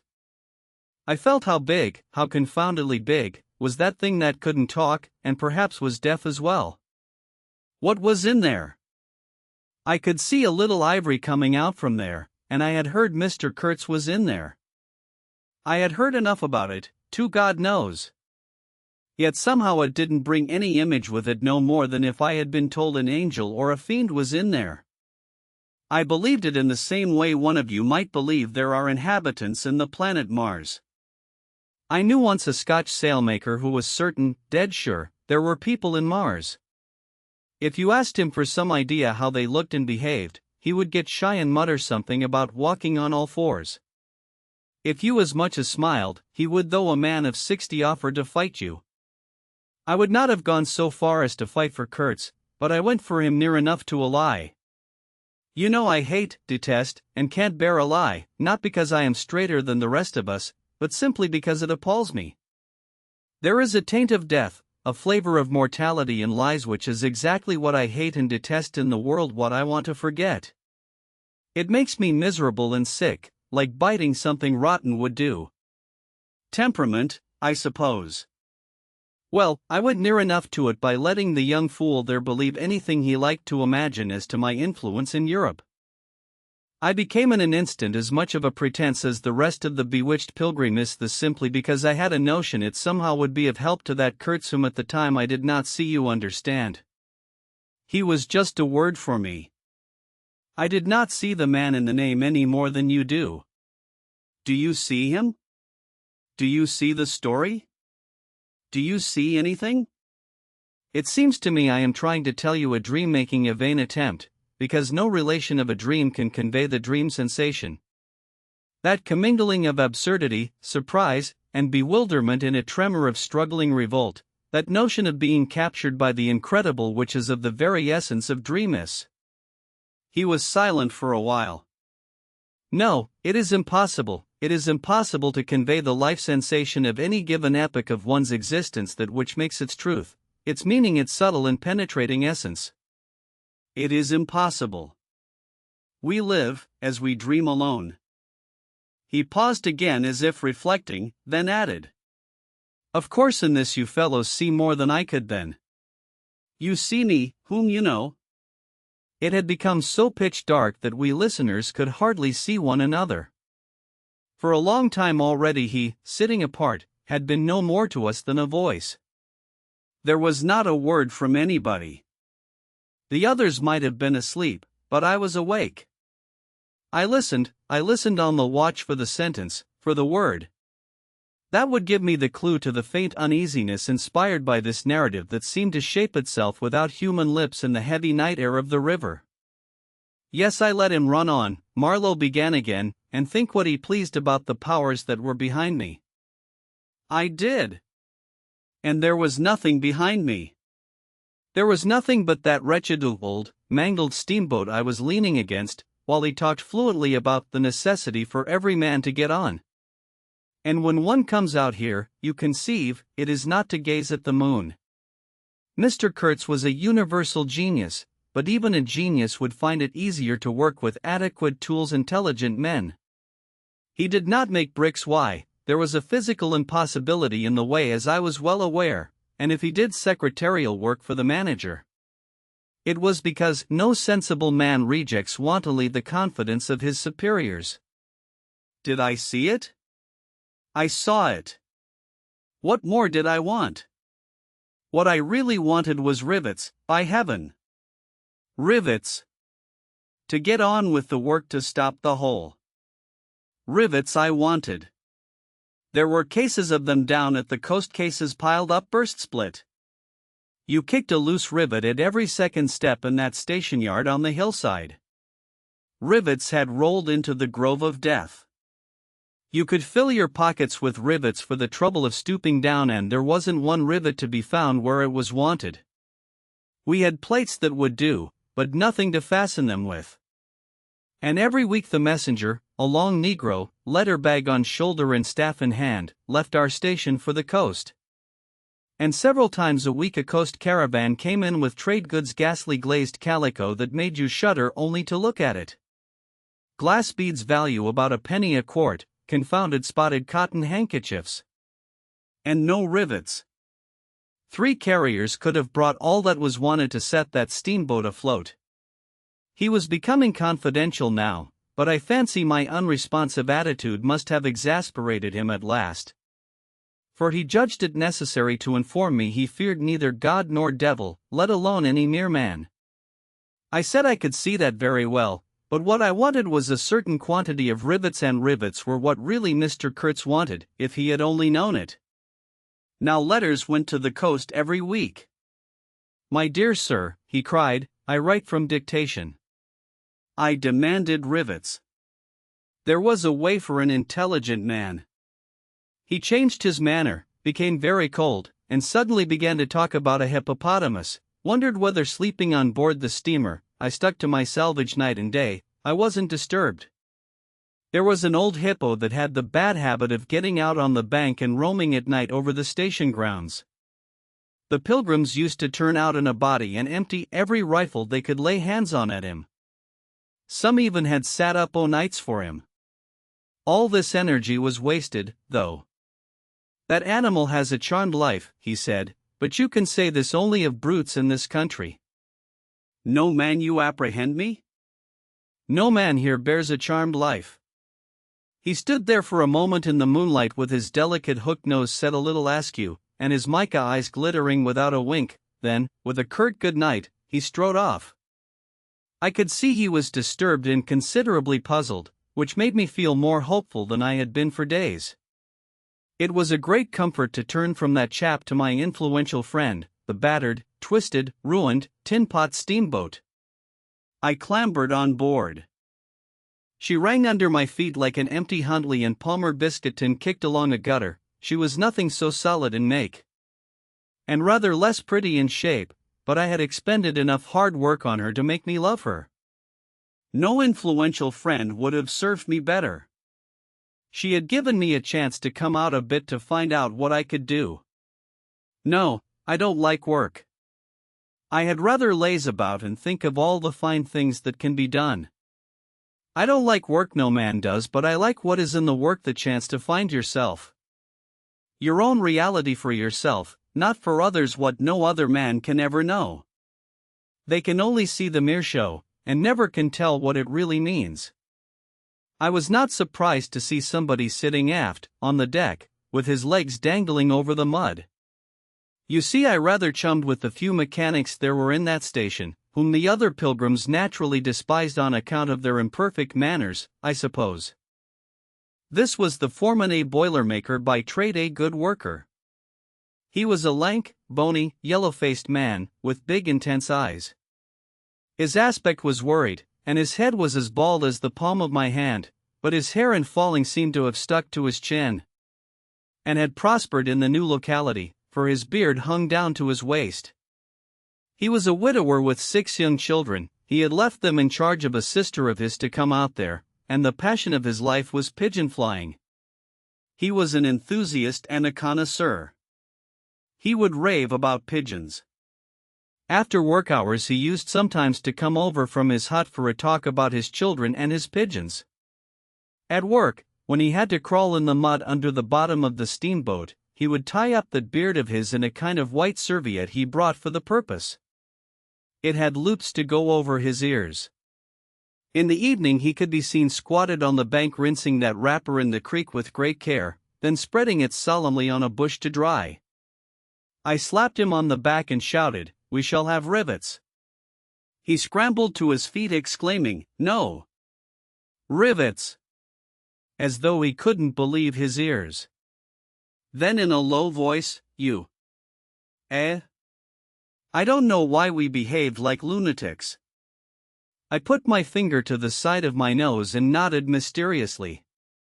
"Good for you!" he cried, snapped his fingers above his head, lifting one foot. I tried a jig. We capered on the iron deck. A frightful clatter came out of that hulk, and the virgin forest on the other bank of the creek sent it back in a thundering roll upon the sleeping station. It must have made some of the pilgrims sit up in their hovels. A dark figure obscured the lighted doorway of the manager's hut, vanished, then, a second or so after, the doorway itself vanished, too. We stopped, and the silence driven away by the stamping of our feet flowed back again from the recesses of the land.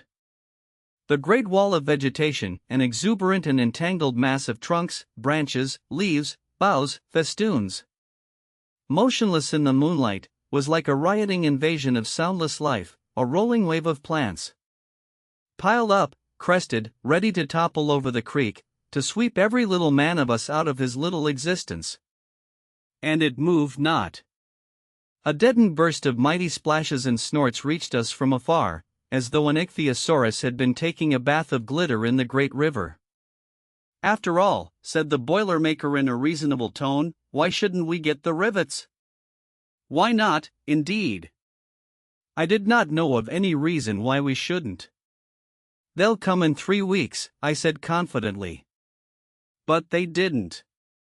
Instead of rivets there came an invasion, an infliction, a visitation.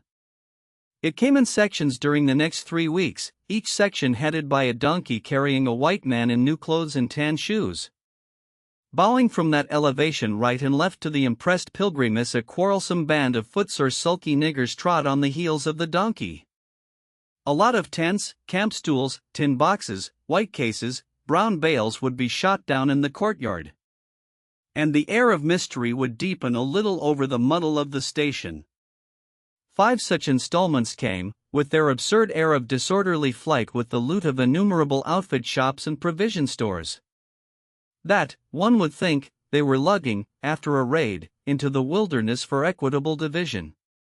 It was an inextricable mess of things decent in themselves, but that human folly made look like the spoils of thieving. This devoted band called itself the El Dorado Exploring Expedition, and I believe they were sworn to secrecy. Their talk, however, was the talk of sordid buccaneers. It was reckless without hardihood, greedy without audacity, and cruel without courage. There was not an atom of foresight or of serious intention in the whole batch of them. And they did not seem aware these things are wanted for the work of the world.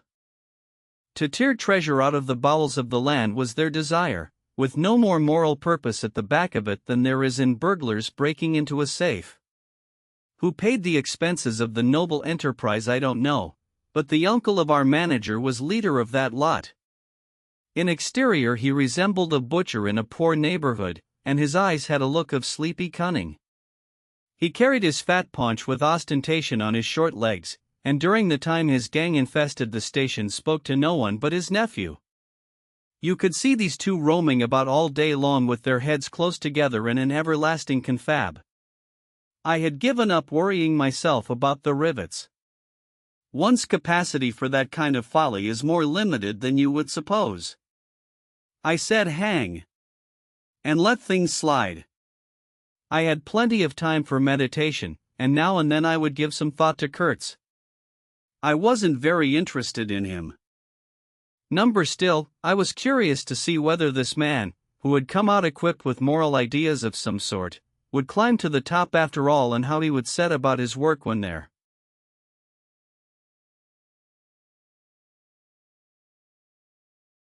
Chapter 2. One evening as I was lying flat on the deck of my steamboat, I heard voices approaching, and there were the nephew and the uncle strolling along the bank. I laid my head on my arm again, and had nearly lost myself in a doze, when somebody said in my ear, as it were, "I am as harmless as a little child, but I don't like to be dictated to. Am I the manager or am I not? I was ordered to send him there. It's incredible." I became aware that the two were standing on the shore alongside the forepart of the steamboat, just below my head. I did not move. It did not occur to me to move. I was sleepy. "It is unpleasant," grunted the uncle. "He has asked the administration to be sent there," said the other, with the idea of showing what he could do, and I was instructed accordingly. Look at the influence that man must have. Is it not frightful? They both agreed it was frightful, then made several bizarre remarks, make rain and fine weather. One man the council by the nose, bits of absurd sentences that got the better of my drowsiness, so that I had pretty near the whole of my wits about me when the uncle said, "The climate may do away with this difficulty for you." "Is he alone there?" "Yes," answered the manager. "He sent his assistant down the river with a note to me in these terms: clear this poor devil out of the country, and don't bother sending more of that sort. I had rather be alone than have the kind of men you can dispose of with me." It was more than a year ago. Can you imagine such impudence? "Anything since then?" asked the other hoarsely. "Ivory," jerked the nephew, "lots of it, prime sort, lots most annoying, from him." "And with that?" questioned the heavy rumble. "Invoice," was the reply, fired out, so to speak.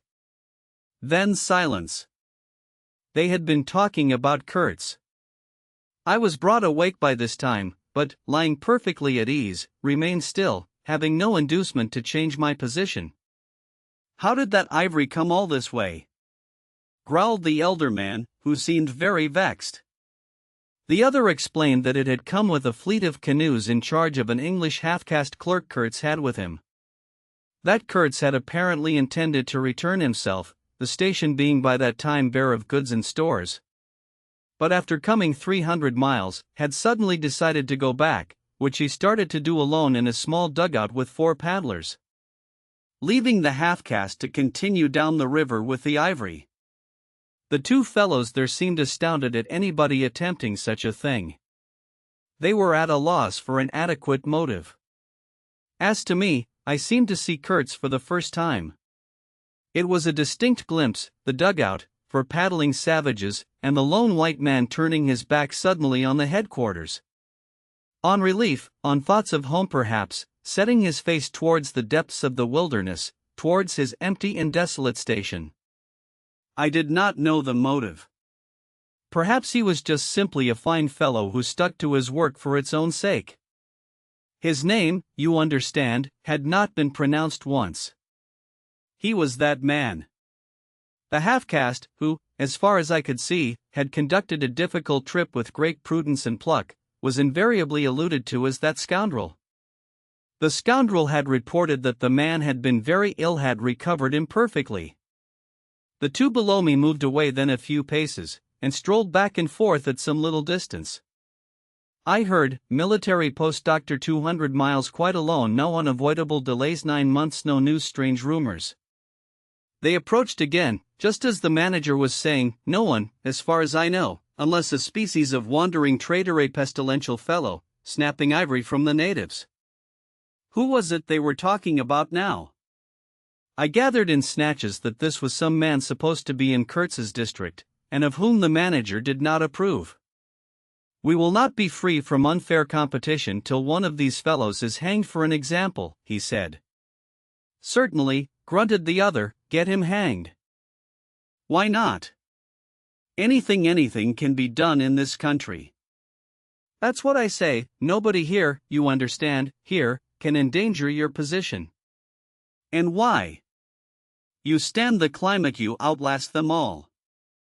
"The danger is in Europe, but there before I left I took care to dash." They moved off and whispered, then their voices rose again. "The extraordinary series of delays is not my fault. I did my best." The fat man sighed. "Very sad." "And the pestiferous absurdity of his talk," continued the other, "he bothered me enough when he was here. Each station should be like a beacon on the road towards better things, a center for trade of course, but also for humanizing, improving, instructing. Conceive you that ass! And he wants to be manager."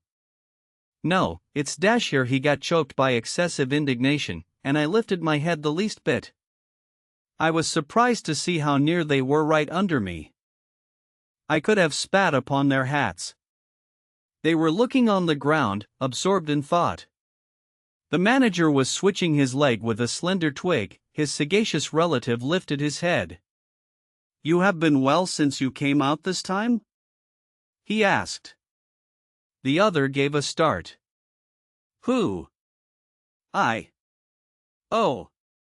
Like a charm, like a charm. But the rest, oh, my goodness. All sick. They die so quick, too, that I haven't the time to send them out of the country. It's incredible. Just so, grunted the uncle. Ah! My boy, trust to this, I say, trust to this. I saw him extend his short flipper of an arm for a gesture that took in the forest, the creek, the mud. The river seemed to beckon with a dishonoring flourish before the sunlit face of the land, a treacherous appeal to the lurking death. To the hidden evil, to the profound darkness of its heart. It was so startling that I leaped to my feet and looked back at the edge of the forest, as though I had expected an answer of some sort to that black display of confidence. You know the foolish notions that come to one sometimes. The high stillness confronted these two figures with its ominous patience, waiting for the passing away of a fantastic invasion. They swore aloud together out of sheer fright, I believe, then pretending not to know anything of my existence, turned back to the station. The sun was low, and leaning forward side by side, they seemed to be tugging painfully uphill their two ridiculous shadows of unequal length. That trailed behind them slowly over the tall grass without bending a single blade. In a few days the El Dorado expedition went into the patient wilderness that closed upon it as the sea closes over a diver.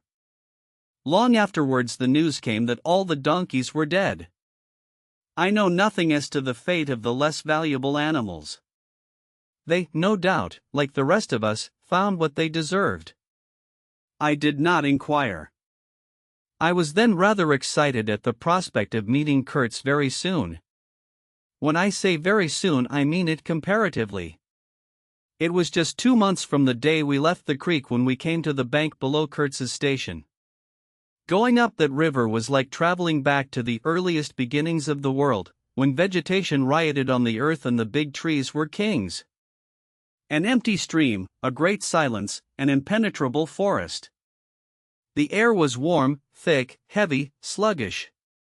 There was no joy in the brilliance of sunshine. The long stretches of the waterway ran on, deserted, into the gloom of overshadowed distances. On silvery sandbanks hippos and alligators sunned themselves side by side. The broadening waters flowed through a mob of wooded islands. You lost your way on that river as you would in a desert. And butted all day long against shoals, trying to find the channel. Till you thought yourself bewitched and cut off forever from everything you had known once somewhere far away in another existence perhaps.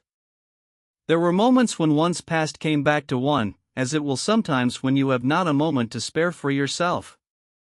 But it came in the shape of an unrestful and noisy dream, remembered with wonder amongst the overwhelming realities of this strange world of plants. And water, and silence. And this stillness of life did not in the least resemble a peace. It was the stillness of an implacable force brooding over an inscrutable intention. It looked at you with a vengeful aspect. I got used to it afterwards. I did not see it anymore. I had no time. I had to keep guessing at the channel. I had to discern, mostly by inspiration, the signs of hidden banks. I watched for sunken stones. I was learning to clap my teeth smartly before my heart flew out. When I shaved by a fluke some infernal sly old snag that would have ripped the life out of the tin pot steamboat and drowned all the pilgrims. I had to keep a lookout for the signs of dead wood we could cut up in the night for next day's steaming. When you have to attend to things of that sort, to the mere incidents of the surface, the reality, I tell you, fades. The inner truth is hidden luckily.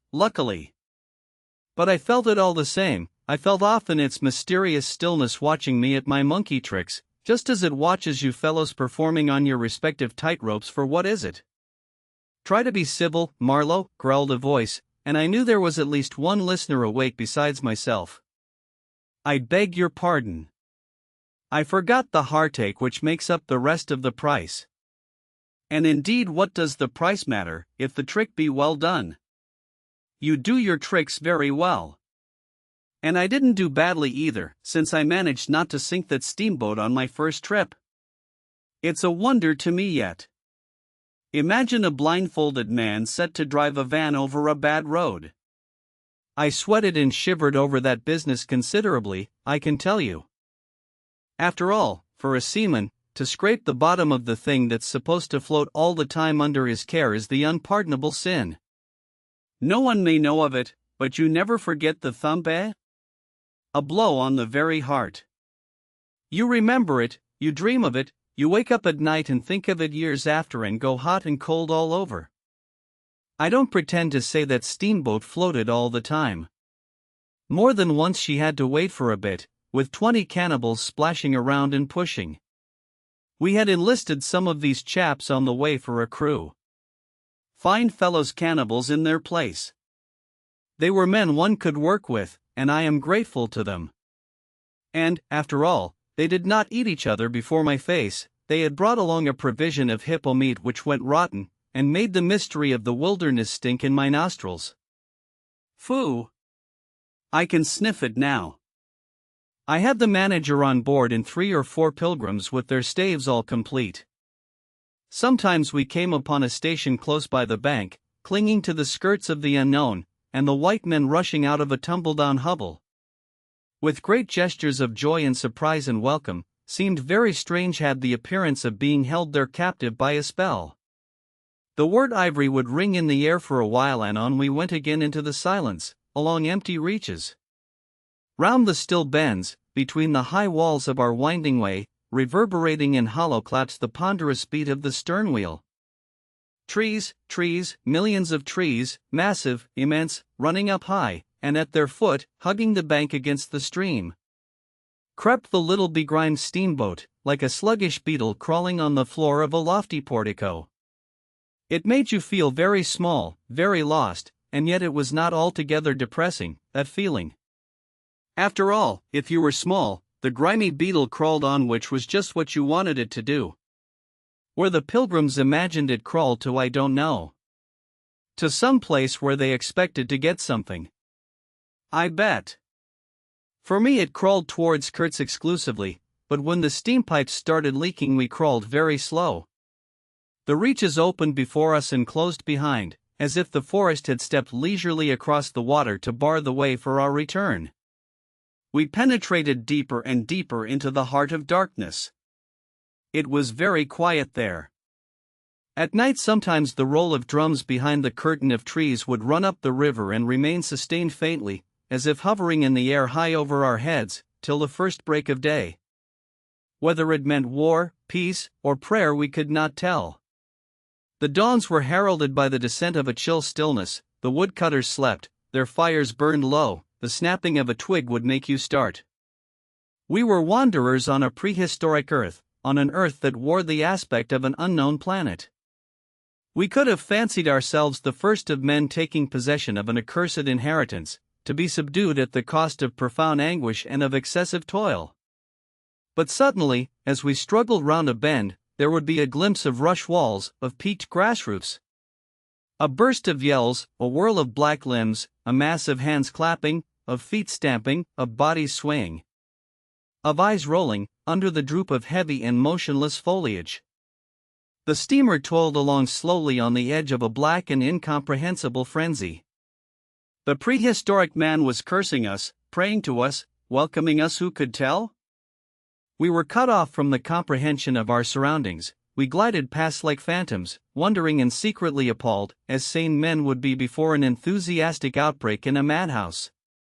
We could not understand because we were too far, and could not remember because we were traveling in the night of first ages, of those ages that are gone, leaving hardly a sign and no memories. The earth seemed unearthly. We are accustomed to look upon the shackled form of a conquered monster, but there you could look at a thing monstrous and free. It was unearthly, and the men were they were not inhuman. Well, that was the worst of it, this suspicion of their not being inhuman. It would come slowly to one. They howled and leaped, and spun, and made horrid faces. But what thrilled you was just the thought of their humanity, like yours, the thought of your remote kinship with this wild and passionate uproar. Ugly. Yes, it was ugly enough, but if you were man enough you would admit to yourself that there was in you just the faintest trace of a response to the terrible frankness of that noise.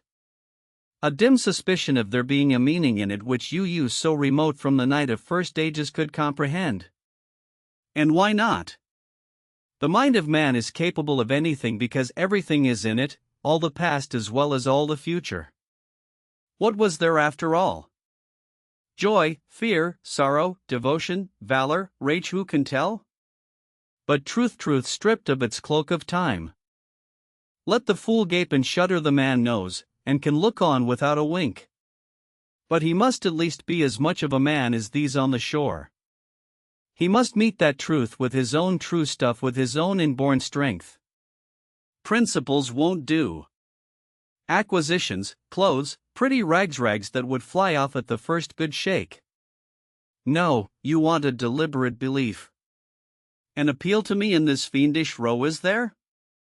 Very well, I hear, I admit, but I have a voice, too, and for good or evil mine is the speech that cannot be silenced. Of course, a fool, what with sheer fright and fine sentiments, is always safe. Who's that grunting? You wonder I didn't go ashore for a howl and a dance? Well, no, I didn't. Fine sentiments, you say? Fine sentiments, be hanged. I had no time. I had to mess about with white lead and strips of woolen blanket, helping to put bandages on those leaky steam pipes, I tell you. I had to watch the steering, and circumvent those snags, and get the tin pot along by hook or by crook. There was surface truth enough in these things to save a wiser man. And between whiles I had to look after the savage who was fireman. He was an improved specimen, he could fire up a vertical boiler. He was there below me, and, upon my word, to look at him was as edifying as seeing a dog in a parody of breeches and a feather hat, walking on his hind legs. A few months of training had done for that really fine chap. He squinted at the steam gauge and at the water gauge with an evident effort of intrepidity, and he had filed teeth, too, the poor devil, and the wool of his pate shaved into queer patterns, and 3 ornamental scars on each of his cheeks. He ought to have been clapping his hands and stamping his feet on the bank, instead of which he was hard at work, a thrall to strange witchcraft, full of improving knowledge. He was useful because he had been instructed, and what he knew was this: that should the water in that transparent thing disappear, the evil spirit inside the boiler would get angry through the greatness of his thirst, and take a terrible vengeance. So he sweated and fired up and watched the glass fearfully, with an impromptu charm, made of rags, tied to his arm. And a piece of polished bone, as big as a watch, stuck flatways through his lower lip, while the wooded banks slipped past us slowly. The short noise was left behind, the interminable miles of silence, and we crept on, towards Kurtz. But the snags were thick, the water was treacherous and shallow, the boiler seemed indeed to have a sulky devil in it. And thus neither that fireman nor I had any time to peer into our creepy thoughts. Some 50 miles below the inner station we came upon a hut of reeds, an inclined and melancholy pole, with the unrecognizable tatters of what had been a flag of some sort flying from it, and a neatly stacked woodpile. This was unexpected. We came to the bank, and on the stack of firewood found a flat piece of board with some faded pencil writing on it. When deciphered it said, "Wood for you. Hurry up. Approach cautiously." There was a signature, but it was illegible, not Kurtz, a much longer word. Hurry up. Where? Up the river? Approach cautiously. We had not done so. But the warning could not have been meant for the place where it could be only found after approach. Something was wrong above. But what and how much? That was the question. We commented adversely upon the imbecility of that telegraphic style. The bush around said nothing, and would not let us look very far, either. A torn curtain of red twill hung in the doorway of the hut, and flapped sadly in our faces. The dwelling was dismantled, but we could see a white man had lived there not very long ago. There remained a rude table, a plank on 2 posts, a heap of rubbish reposed in a dark corner, and by the door I picked up a book. It had lost its covers, and the pages had been thumbed into a state of extremely dirty softness, but the back had been lovingly stitched afresh with white cotton thread, which looked clean yet. It was an extraordinary find. Its title was An Inquiry into Some Points of Seamanship, by a man Towser, some such name master in His Majesty's Navy. The matter looked dreary reading enough, with illustrative diagrams and repulsive tables of figures, and the copy was 60 years old. I handled this amazing antiquity with the greatest possible tenderness, lest it should dissolve in my hands. Within, Towser was inquiring earnestly into the breaking strain of ship's chains and tackle, and other such matters. Not a very enthralling book, but at the first glance you could see there a singleness of intention, an honest concern for the right way of going to work, which made these humble pages, thought out so many years ago, luminous with another than a professional light. The simple old sailor, with his talk of chains and purchases, made me forget the jungle and the pilgrims in a delicious sensation of having come upon something unmistakably real. Such a book being there was wonderful enough, but still more astounding were the notes penciled in the margin, and plainly referring to the text. I couldn't believe my eyes. They were in cipher. Yes, it looked like cipher. Fancy a man lugging with him a book of that description into this nowhere and studying it and making notes in cipher at that.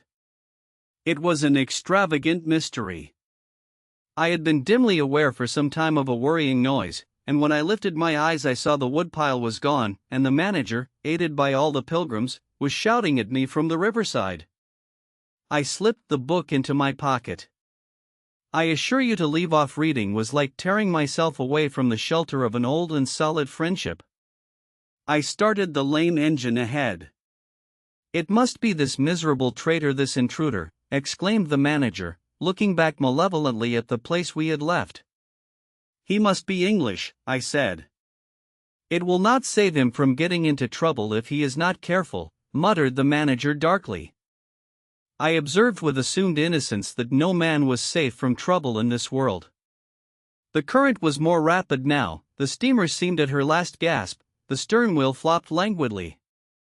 And I caught myself listening on tiptoe for the next beat of the boat, for in sober truth I expected the wretched thing to give up every moment. It was like watching the last flickers of a life. But still we crawled. Sometimes I would pick out a tree a little way ahead to measure our progress towards Kurtz, but I lost it invariably before we got abreast. To keep the eyes so long on one thing was too much for human patience. The manager displayed a beautiful resignation. I fretted and fumed and took to arguing with myself whether or no I would talk openly with Kurtz, but before I could come to any conclusion it occurred to me that my speech or my silence, indeed any action of mine, would be a mere futility. What did it matter what anyone knew or ignored? What did it matter who was manager? One gets sometimes such a flash of insight. The essentials of this affair lay deep under the surface, beyond my reach, and beyond my power of meddling. Towards the evening of the second day we judged ourselves about 8 miles from Kurtz's station. I wanted to push on, but the manager looked grave, and told me the navigation up there was so dangerous that it would be advisable, the sun being very low already, to wait where we were till next morning. Moreover, he pointed out that if the warning to approach cautiously were to be followed, we must approach in daylight, not at dusk or in the dark. This was sensible enough. 8 miles meant nearly 3 hours steaming for us, and I could also see suspicious ripples at the upper end of the reach. Nevertheless, I was annoyed beyond expression at the delay, and most unreasonably, too, since one night more could not matter much after so many months. As we had plenty of wood, and caution was the word, I brought up in the middle of the stream. The reach was narrow, straight, with high sides like a railway cutting. The dusk came gliding into it long before the sun had set. The current ran smooth and swift, but a dumb immobility sat on the banks. The living trees, lashed together by the creepers and every living bush of the undergrowth, might have been changed into stone, even to the slenderest twig, to the lightest leaf. It was not sleep, it seemed unnatural, like a state of trance. Not the faintest sound of any kind could be heard. You looked on amazed, and began to suspect yourself of being deaf. Then the night came suddenly, and struck you blind as well. About 3 in the morning some large fish leaped, and the loud splash made me jump as though a gun had been fired. When the sun rose there was a white fog, very warm and clammy, and more blinding than the night. It did not shift or drive, it was just there, standing all round you like something solid. At 8 or 9, perhaps, it lifted as a shutter lifts. We had a glimpse of the towering multitude of trees, of the immense matted jungle. With the blazing little ball of the sun hanging over it all perfectly still, and then the white shutter came down again. Smoothly, as if sliding in greased grooves. I ordered the chain, which we had begun to heave in, to be paid out again. Before it stopped running with a muffled rattle, a cry, a very loud cry, as of infinite desolation, soared slowly in the opaque air. It ceased. A complaining clamor, modulated in savage discords, filled our ears. The sheer unexpectedness of it made my hair stir under my cap. I don't know how it struck the others. To me it seemed as though the mist itself had screamed, so suddenly, and apparently from all sides at once, did this tumultuous and mournful uproar arise. It culminated in a hurried outbreak of almost intolerably excessive shrieking, which stopped short, leaving us stiffened in a variety of silly attitudes, and obstinately listening to the nearly as appalling and excessive silence. Good God! What is the meaning? Stammered at my elbow one of the pilgrims, a little fat man, with sandy hair and red whiskers, who wore side-spring boots, and pink pajamas tucked into his socks. 2 others remained open-mouthed a whole minute, then dashed into the little cabin, to rush out incontinently and stand darting scared glances, with Winchesters at ready in their hands. What we could see was just the steamer we were on, her outlines blurred as though she had been on the point of dissolving. And a misty strip of water, perhaps 2 feet broad, around her, and that was all. The rest of the world was nowhere, as far as our eyes and ears were concerned. Just nowhere. Gone, disappeared, swept off without leaving a whisper or a shadow behind. I went forward, and ordered the chain to be hauled in short, so as to be ready to trip the anchor and move the steamboat at once if necessary. Will they attack? Whispered an odd voice. We will be all butchered in this fog, murmured another. The faces twitched with the strain, the hands trembled slightly, the eyes forgot to wink. It was very curious to see the contrast of expressions of the white men and of the black fellows of our crew, who were as much strangers to that part of the river as we, though their homes were only 800 miles away. The whites, of course greatly discomposed, had besides a curious look of being painfully shocked by such an outrageous row. The others had an alert, naturally interested expression, but their faces were essentially quiet, even those of the 1 or 2 who grinned as they hauled at the chain. Several exchanged short, grunting phrases, which seemed to settle the matter to their satisfaction. Their headman, a young, broad-chested black, severely draped in dark blue fringed cloths, with fierce nostrils and his hair all done up artfully in oily ringlets, stood near me. Aha! I said, just for good fellowship's sake. Catch him, he snapped, with a bloodshot widening of his eyes and a flash of sharp teeth. Catch him. Give him to us. To you, eh? I asked, what would you do with them? Eat him, he said curtly, and, leaning his elbow on the rail, looked out into the fog in a dignified and profoundly pensive attitude. I would no doubt have been properly horrified, had it not occurred to me that he and his chaps must be very hungry, that they must have been growing increasingly hungry for at least this month past. They had been engaged for 6 months. I don't think a single one of them had any clear idea of time, as we at the end of countless ages have. They still belonged to the beginnings of time, had no inherited experience to teach them, as it were, and of course, as long as there was a piece of paper written over in accordance with some farcical law or other made down the river, it didn't enter anybody's head to trouble how they would live. Certainly they had brought with them some rotten hippo meat, which couldn't have lasted very long, anyway. Even if the pilgrims hadn't, in the midst of a shocking hullabaloo, thrown a considerable quantity of it overboard. It looked like a high-handed proceeding, but it was really a case of legitimate self-defense. You can't breathe dead hippo waking, sleeping, and eating, and at the same time keep your precarious grip on existence. Besides that, they had given them every week 3 pieces of brass wire, each about 9 inches long, and the theory was they were to buy their provisions with that currency in riverside villages. You can see how that worked. There were either no villages, or the people were hostile, or the director, who like the rest of us fed out of tins, with an occasional old he-goat thrown in, didn't want to stop the steamer for some more or less recondite reason. So, unless they swallowed the wire itself, or made loops of it to snare the fishes with, I don't see what good their extravagant salary could be to them. I must say it was paid with a regularity worthy of a large and honorable trading company. For the rest, the only thing to eat, though it didn't look eatable in the least I saw in their possession, was a few lumps of some stuff like half-cooked dough. Of a dirty lavender color, they kept wrapped in leaves, and now and then swallowed a piece of. But so small that it seemed done more for the looks of the thing than for any serious purpose of sustenance. Why in the name of all the gnawing devils of hunger they didn't go for us they were 30 to 5 and have a good tuck-in for once, amazes me now when I think of it. They were big powerful men, with not much capacity to weigh the consequences, with courage, with strength, even yet, though their skins were no longer glossy and their muscles no longer hard. And I saw that something restraining, one of those human secrets that baffle probability, had come into play there. I looked at them with a swift quickening of interest, not because it occurred to me I might be eaten by them before very long. Though I own to you that just then I perceived in a new light, as it were, how unwholesome the pilgrims looked. And I hoped, yes, I positively hoped, that my aspect was not so, what shall I say? So unappetizing, a touch of fantastic vanity which fitted well with the dream sensation that pervaded all my days at that time. Perhaps I had a little fever, too.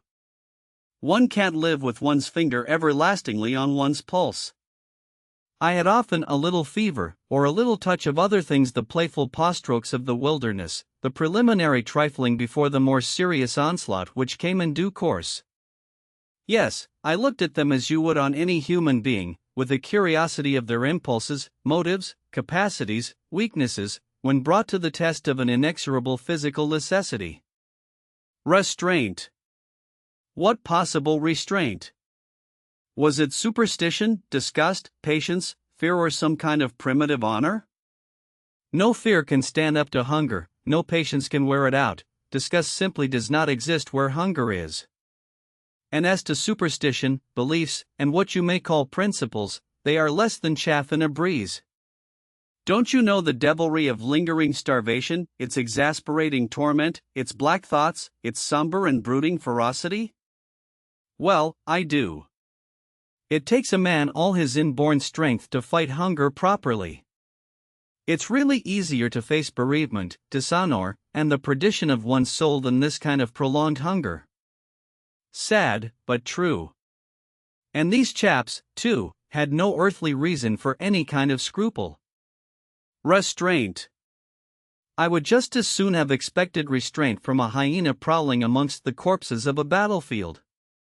But there was the fact facing me, the fact dazzling, to be seen, like the foam on the depths of the sea.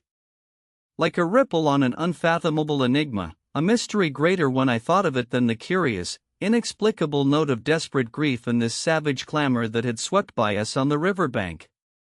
Behind the blind whiteness of the fog, 2 pilgrims were quarreling in hurried whispers as to which bank. Left. No, how can you?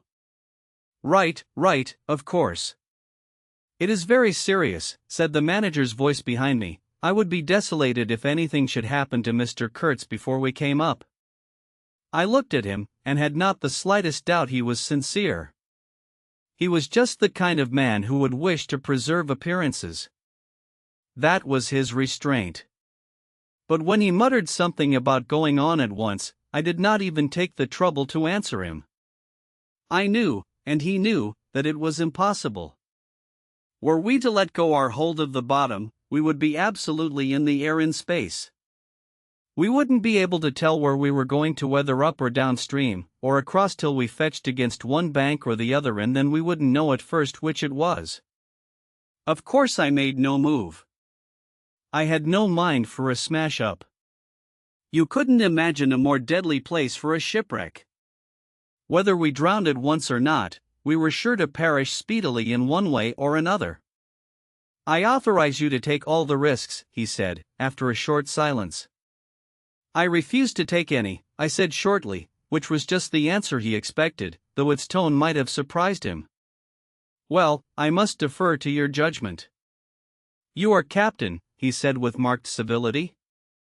I turned my shoulder to him in sign of my appreciation, and looked into the fog. How long would it last? It was the most hopeless lookout. The approach to this Kurtz, grubbing for ivory in the wretched bush, was beset by as many dangers as though he had been an enchanted princess sleeping in a fabulous castle. Will they attack, do you think?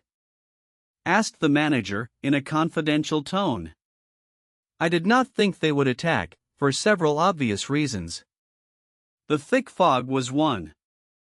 If they left the bank in their canoes, they would get lost in it, as we would be if we attempted to move. Still, I had also judged the jungle of both banks quite impenetrable, and yet eyes were in it, eyes that had seen us. The riverside bushes were certainly very thick, but the undergrowth behind was evidently penetrable.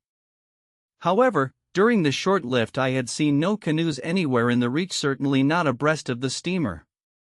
But what made the idea of attack inconceivable to me was the nature of the noise of the cries we had heard.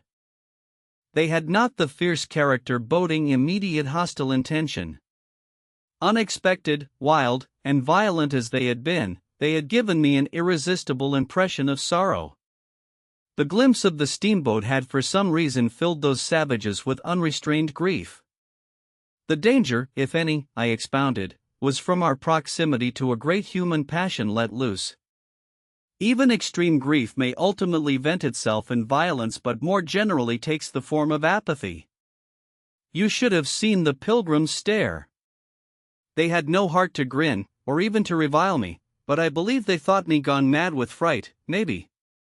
I delivered a regular lecture. My dear boys, it was no good bothering. Keep a lookout? Well, you may guess I watched the fog for the signs of lifting as a cat watches a mouse. But for anything else our eyes were of no more use to us than if we had been buried miles deep in a heap of cotton wool. It felt like it, too choking, warm, stifling. Besides, all I said, though it sounded extravagant, was absolutely true to fact. What we afterwards alluded to as an attack was really an attempt at repulse. The action was very far from being aggressive, it was not even defensive, in the usual sense, it was undertaken under the stress of desperation, and in its essence was purely protective. It developed itself, I should say, 2 hours after the fog lifted, and its commencement was at a spot, roughly speaking, about 1.5 miles below Kurtz's station. We had just floundered and flopped round a bend, when I saw an islet, a mere grassy hummock of bright green, in the middle of the stream.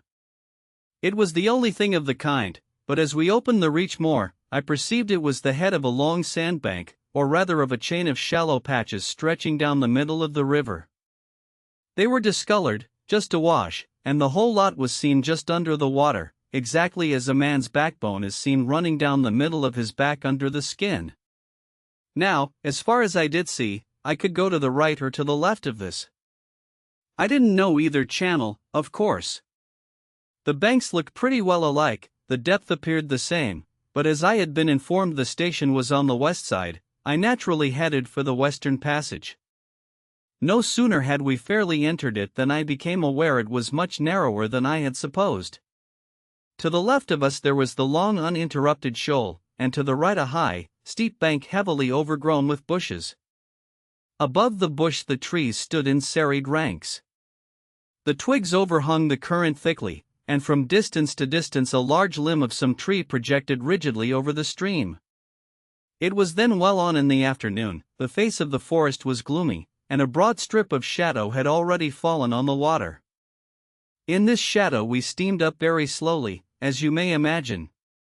I sheered her well inshore, the water being deepest near the bank, as the sounding pole informed me. One of my hungry and forbearing friends was sounding in the bows just below me. This steamboat was exactly like a deck scow. On the deck, there were 2 little teakwood houses, with doors and windows. The boiler was in the fore end, and the machinery right astern. Over the hold there was a light roof, supported on stanchions. The funnel projected through that roof, and in front of the funnel a small cabin built of light planks served for a pilot house. It contained a couch, 2 camp stools, a loaded Martini Henry leaning in one corner, a tiny table, and the steering wheel. It had a wide door in front and a broad shutter at each side. All these were always thrown open, of course. I spent my days perched up there on the extreme fore end of that roof, before the door. At night I slept, or tried to, on the couch. An athletic black belonging to some coast tribe and educated by my poor predecessor, was the helmsman. He sported a pair of brass earrings, wore a blue cloth wrapper from the waist to the ankles, and thought all the world of himself. He was the most unstable kind of fool I had ever seen. He steered with no end of a swagger while you were by, but if he lost sight of you, he became instantly the prey of an abject funk, and would let that cripple of a steamboat get the upper hand of him in a minute. I was looking down at the sounding pole, and feeling much annoyed to see it each try a little more of its stick out of that river, when I saw my poleman give up on the business suddenly, and stretch himself flat on the deck, without even taking the trouble to haul his pole in. He kept hold on it though, and it trailed in the water. At the same time the fireman, whom I could also see below me, sat down abruptly before his furnace and ducked his head. I was amazed. Then I had to look at the river mighty quick, because there was a snag in the fairway. Sticks, little sticks, were flying about thick. They were whizzing before my nose, dropping below me, striking behind me against my pilot house. All this time the river, the shore, the woods, were very quiet, perfectly quiet. I could only hear the heavy splashing thump of the stern wheel and the patter of these things. We cleared the snag clumsily. Arrows, by Jove! We were being shot at. I stepped in quickly to close the shutter on the land side. That fool helmsman, his hands on the spokes, was lifting his knees high, stamping his feet, champing his mouth, like a reined-in horse. Confound him! And we were staggering within 10 feet of the bank. I had to lean right out to swing the heavy shutter, and I saw a face amongst the leaves on the level with my own, looking at me very fierce and steady, and then suddenly, as though a veil had been removed from my eyes, I made out, deep in the tangled gloom, naked breasts, arms, legs, glaring eyes. The bush was swarming with human limbs in movement, glistening of bronze color. The twigs shook, swayed, and rustled, the arrows flew out of them, and then the shutter came to. "Steer her straight," I said to the helmsman. He held his head rigid, face forward, but his eyes rolled. He kept on lifting and setting down his feet gently, his mouth foamed a little. "Keep quiet," I said in a fury. I might just as well have ordered a tree not to sway in the wind. I darted out. Below me there was a great scuffle of feet on the iron deck, confused exclamations, a voice screamed, "Can you turn back?" I caught sight of a V-shaped ripple on the water ahead. What? Another snag. A fusillade burst out under my feet. The Pilgrims had opened with their Winchesters, and were simply squirting lead into that bush. A deuce of a lot of smoke came up and drove slowly forward. I swore at it.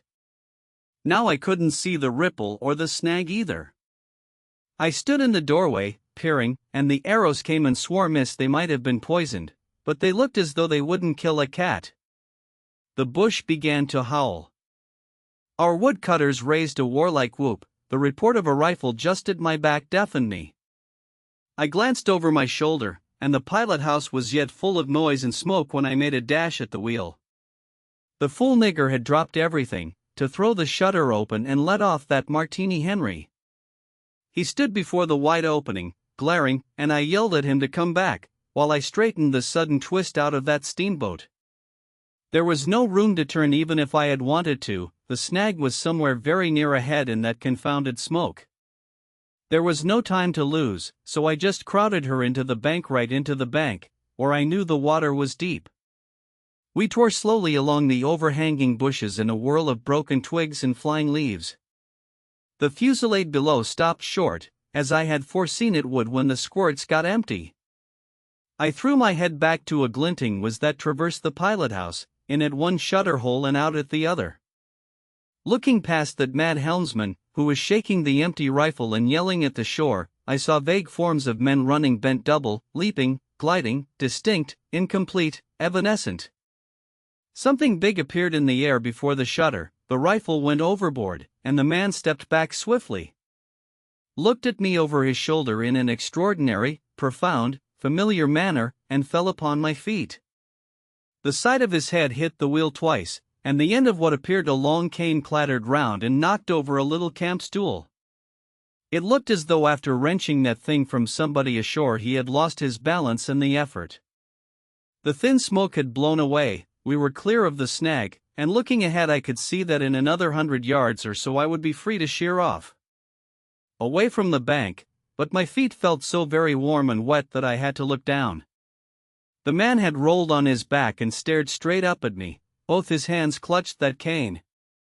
It was the shaft of a spear that, either thrown or lunged through the opening, had caught him in the side.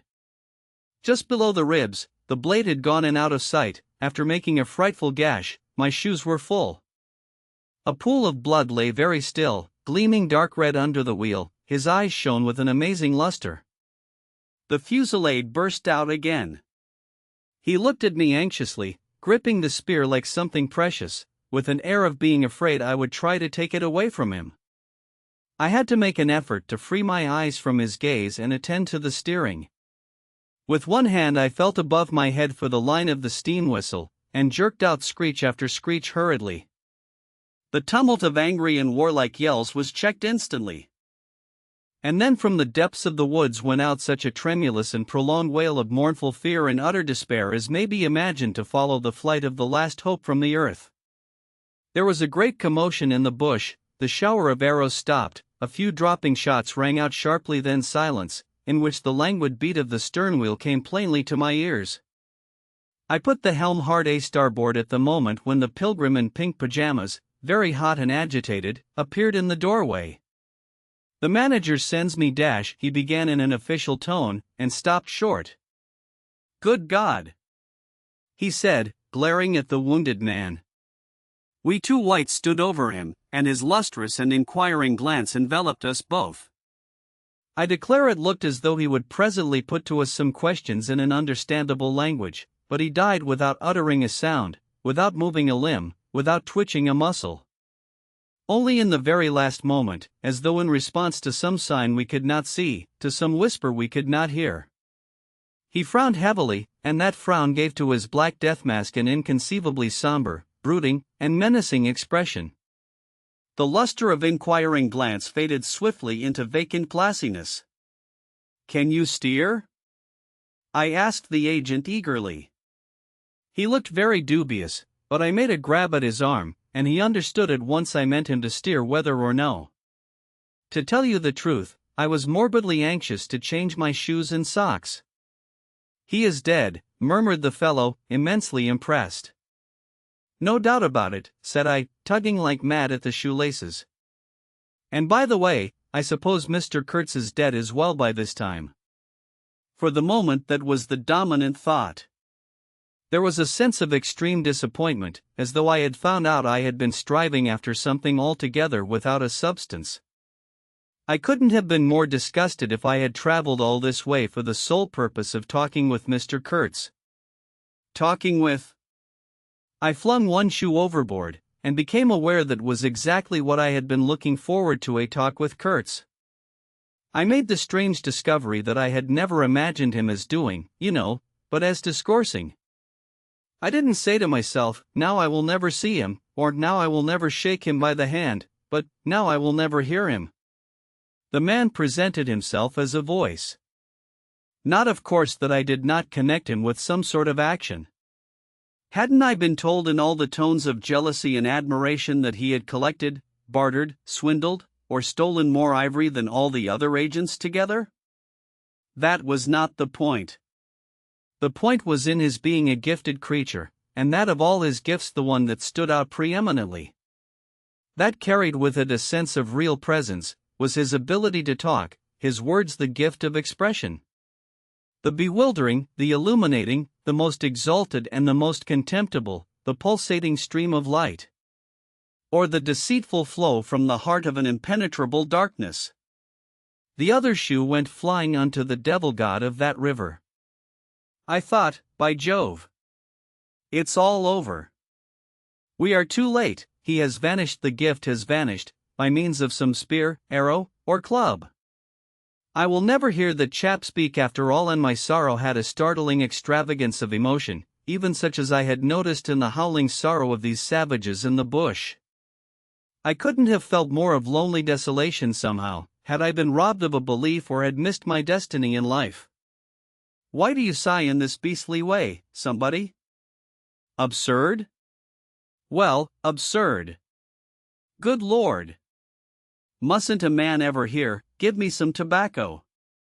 There was a pause of profound stillness, then a match flared, and Marlow's lean face appeared, worn, hollow, with downward folds and dropped eyelids, with an aspect of concentrated attention, and as he took vigorous draws at his pipe, it seemed to retreat and advance out of the night in the regular flicker of tiny flame.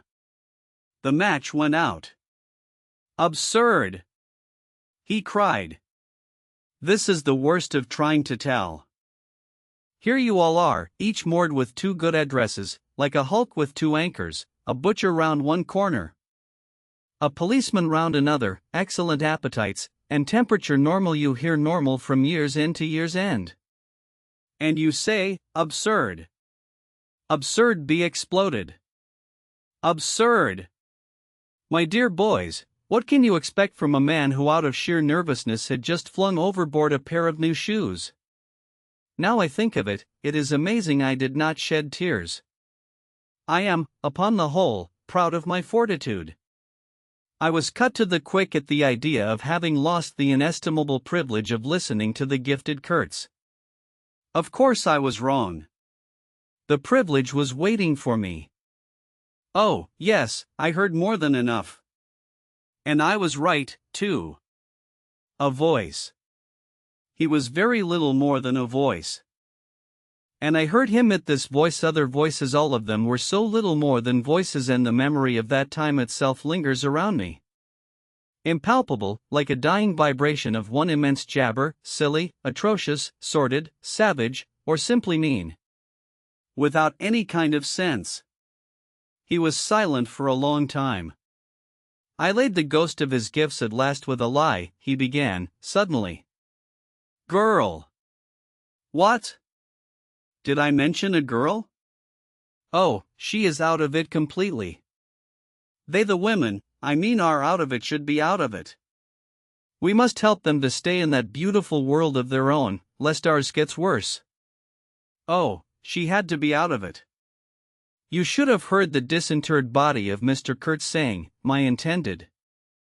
You would have perceived directly then how completely she was out of it. And the lofty frontal bone of Mr. Kurtz. They say the hair goes on growing sometimes, but this specimen was impressively bald. The wilderness had patted him on the head, and, behold, it was like a ball, an ivory ball. It had caressed him, and lo! He had withered. It had taken him, loved him, embraced him, got into his veins, consumed his flesh, and sealed his soul to its own by the inconceivable ceremonies of some devilish initiation.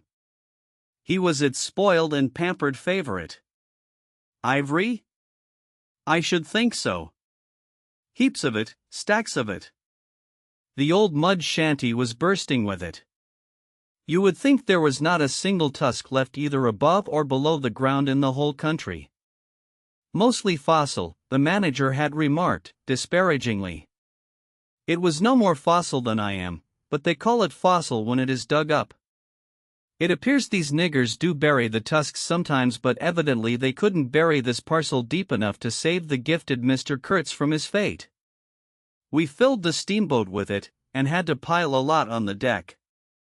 Thus he could see and enjoy as long as he could see, because the appreciation of this favor had remained with him to the last. You should have heard him say, "My ivory." Oh, yes, I heard him. My intended, my ivory, my station, my river, my dash, everything belonged to him. It made me hold my breath in expectation of hearing the wilderness burst into a prodigious peal of laughter that would shake the fixed stars in their places. Everything belonged to him, but that was a trifle. The thing was to know what he belonged to, how many powers of darkness claimed him for their own. That was the reflection that made you creepy all over. It was impossible, it was not good for one either trying to imagine. He had taken a high seat amongst the devils of the land, I mean literally. You can't understand. How could you? With solid pavement under your feet, surrounded by kind neighbors ready to cheer you or to fall on you. Stepping delicately between the butcher and the policeman. In the holy terror of scandal and gallows and lunatic asylums, how can you imagine what particular region of the first ages a man's untrammeled feet may take him into by the way of solitude, utter solitude, without a policeman, by the way of silence, utter silence, where no warning voice of a kind neighbor can be heard whispering of public opinion? These little things make all the great difference. When they are gone, you must fall back upon your own innate strength, upon your own capacity for faithfulness. Of course, you may be too much of a fool to go wrong, too dull even to know you are being assaulted by the powers of darkness. I take it, no fool ever made a bargain for his soul with the devil. The fool is too much of a fool, or the devil too much of a devil, I don't know which. Or you may be such a thunderingly exalted creature as to be altogether deaf and blind to anything but heavenly sights and sounds. Then the earth for you is only a standing place, and whether to be like this is your loss or your gain I won't pretend to say. But most of us are neither one nor the other. The earth for us is a place to live in, or we must put up with sights, with sounds, with smells, too, by Jove. Breathe dead hippo, so to speak, and not be contaminated. And there, don't you see? Your strength comes in, the faith in your ability for the digging of unostentatious holes to bury the stuff, in your power of devotion, not to yourself, but to an obscure, backbreaking business. And that's difficult enough. Mind, I am not trying to excuse or even explain, I am trying to account to myself for Mr. Kurtz, for the shade of Mr. Kurtz. This initiated wraith from the back of nowhere honored me with its amazing confidence before it vanished altogether. This was because it could speak English to me. The original Kurtz had been educated partly in England, and as he was good enough to say himself, his sympathies were in the right place. His mother was half English, his father was half French. All Europe contributed to the making of Kurtz, and by I learned that, most appropriately, the International Society for the Suppression of Savage Customs had entrusted him with the making of a report for its future guidance. And he had written it, too. I've seen it. I've read it. It was eloquent, vibrating with eloquence, but too high-strung, I think. 17 pages of close writing he had found time for. But this must have been before his, let us say, nerves went wrong, and caused him to preside at certain midnight dances ending with unspeakable rites, which, as far as I reluctantly gathered from what I heard at various times, were offered up to him, do you understand? To Mr. Kurtz himself. But it was a beautiful piece of writing. The opening paragraph, however, in the light of later information, strikes me now as ominous. He began with the argument that we whites, from the point of development we had arrived at, must necessarily appear to them, savages. In the nature of supernatural beings, we approach them with the might of a deity. And so on, and so on. By the simple exercise of our will we can exert a power for good practically unbounded, and so on, and so on. From that point he soared and took me with him. The peroration was magnificent, though difficult to remember, you know. it gave me the notion of an exotic immensity ruled by an august benevolence. It made me tingle with enthusiasm. This was the unbounded power of eloquence, of words, of burning noble words. There were no practical hints to interrupt the magic current of phrases, unless a kind of note at the foot of the last page, scrawled evidently much later, in an unsteady hand, may be regarded as the exposition of a method. It was very simple, and at the end of that moving appeal to every altruistic sentiment it blazed at you. Luminous and terrifying, like a flash of lightning in a serene sky, exterminate all the brutes. The curious part was that he had apparently forgotten all about that valuable postscriptum, because, later on, when he in a sense came to himself, he repeatedly entreated me to take good care of my pamphlet, he called it, as it was sure to have in the future a good influence upon his career. I had full information about all these things, and, besides, as it turned out, I was to have the care of his memory. I'd done enough for it to give me the indisputable right to lay it, if I choose, for an everlasting rest in the dustbin of progress, amongst all the sweepings and, figuratively speaking, all the dead cats of civilization. But then, you see, I can't choose. He won't be forgotten. Whatever he was not common. He had the power to charm or frighten rudimentary souls into an aggravated witch dance in his honor. He could also fill the small souls of the pilgrims with bitter misgivings. He had one devoted friend at least, and he had conquered one soul in the world that was neither rudimentary nor tainted with self-seeking. No, I can't forget him, though I am not prepared to affirm the fellow was exactly worth the life we lost in getting to him. I missed my late helmsman awfully. I missed him even while his body was still lying in the pilot-house. Perhaps you will think it passing strange, this regret for a savage who was no more account than a grain of sand in a black Sahara. Well, don't you see, he had done something, he had steered. 4 months I had him at my back, a helpin' instrument. It was a kind of partnership. He steered for me, I had to look after him, I worried about his deficiencies, and thus a subtle bond had been created, of which I only became aware when it was suddenly broken. And the intimate profundity of that look he gave me when he received his hurt remains to this day in my memory like a claim of distant kinship affirmed in a supreme moment. Poor fool! If he had only left that shutter alone! He had no restraint, just like Kurtz, a tree swayed by the wind. As soon as I had put on a dry pair of slippers, I dragged him out, after first jerking the spear out of his side, which operation I confess I performed with my eyes shut tight. His heels leaped together over the little doorstep, his shoulders were pressed to my breast, I hugged him from behind desperately. Oh! He was heavier than any man on earth, I should imagine. Then without more ado I tipped him overboard. The current snatched him as though he had been a wisp of grass, and I saw the body roll over twice before I lost sight of it forever. All the pilgrims and the manager were then congregated on the awning deck about the pilot-house, chattering at each other like a flock of excited magpies. And there was a scandalized murmur at my heartless promptitude.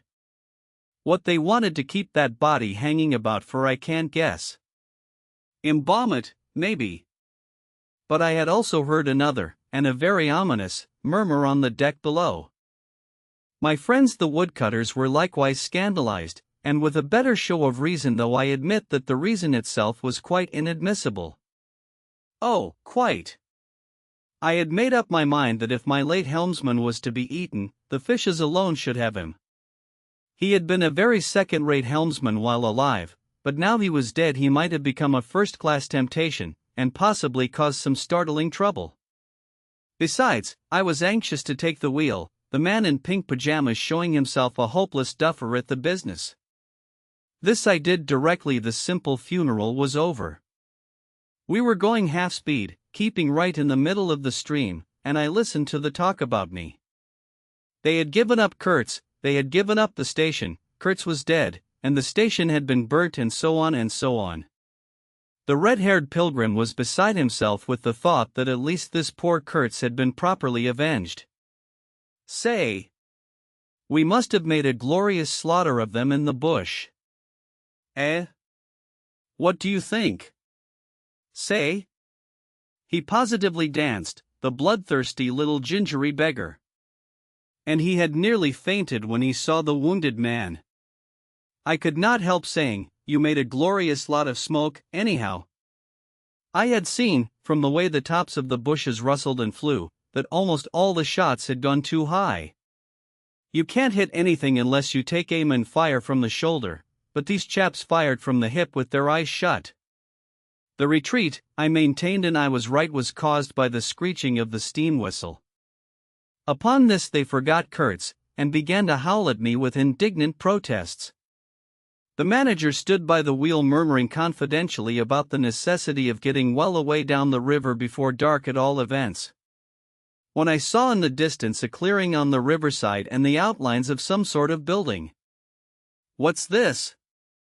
I asked. He clapped his hands in wonder. "The station!" he cried. I edged in at once, still going half-speed. Through my glasses I saw the slope of a hill interspersed with rare trees and perfectly free from undergrowth. A long decaying building on the summit was half buried in the high grass, the large holes in the peaked roof gaped black from afar, the jungle and the woods made a background. There was no enclosure or fence of any kind, but there had been one apparently, for near the house half a dozen slim posts remained in a row. Roughly trimmed, and with their upper ends ornamented with round carved balls. The rails, or whatever there had been between, had disappeared. Of course the forest surrounded all that. The river bank was clear, and on the waterside I saw a white man under a hat like a cartwheel beckoning persistently with his whole arm. Examining the edge of the forest above and below, I was almost certain I could see movements, human forms gliding here and there. I steamed past prudently, then stopped the engines and let her drift down. The man on the shore began to shout, urging us to land. "We have been attacked," screamed the manager. I know. "It's all right," yelled back the other, as cheerful as you please. "Come along. It's all right. I am glad." His aspect reminded me of something I had seen, something funny I had seen somewhere.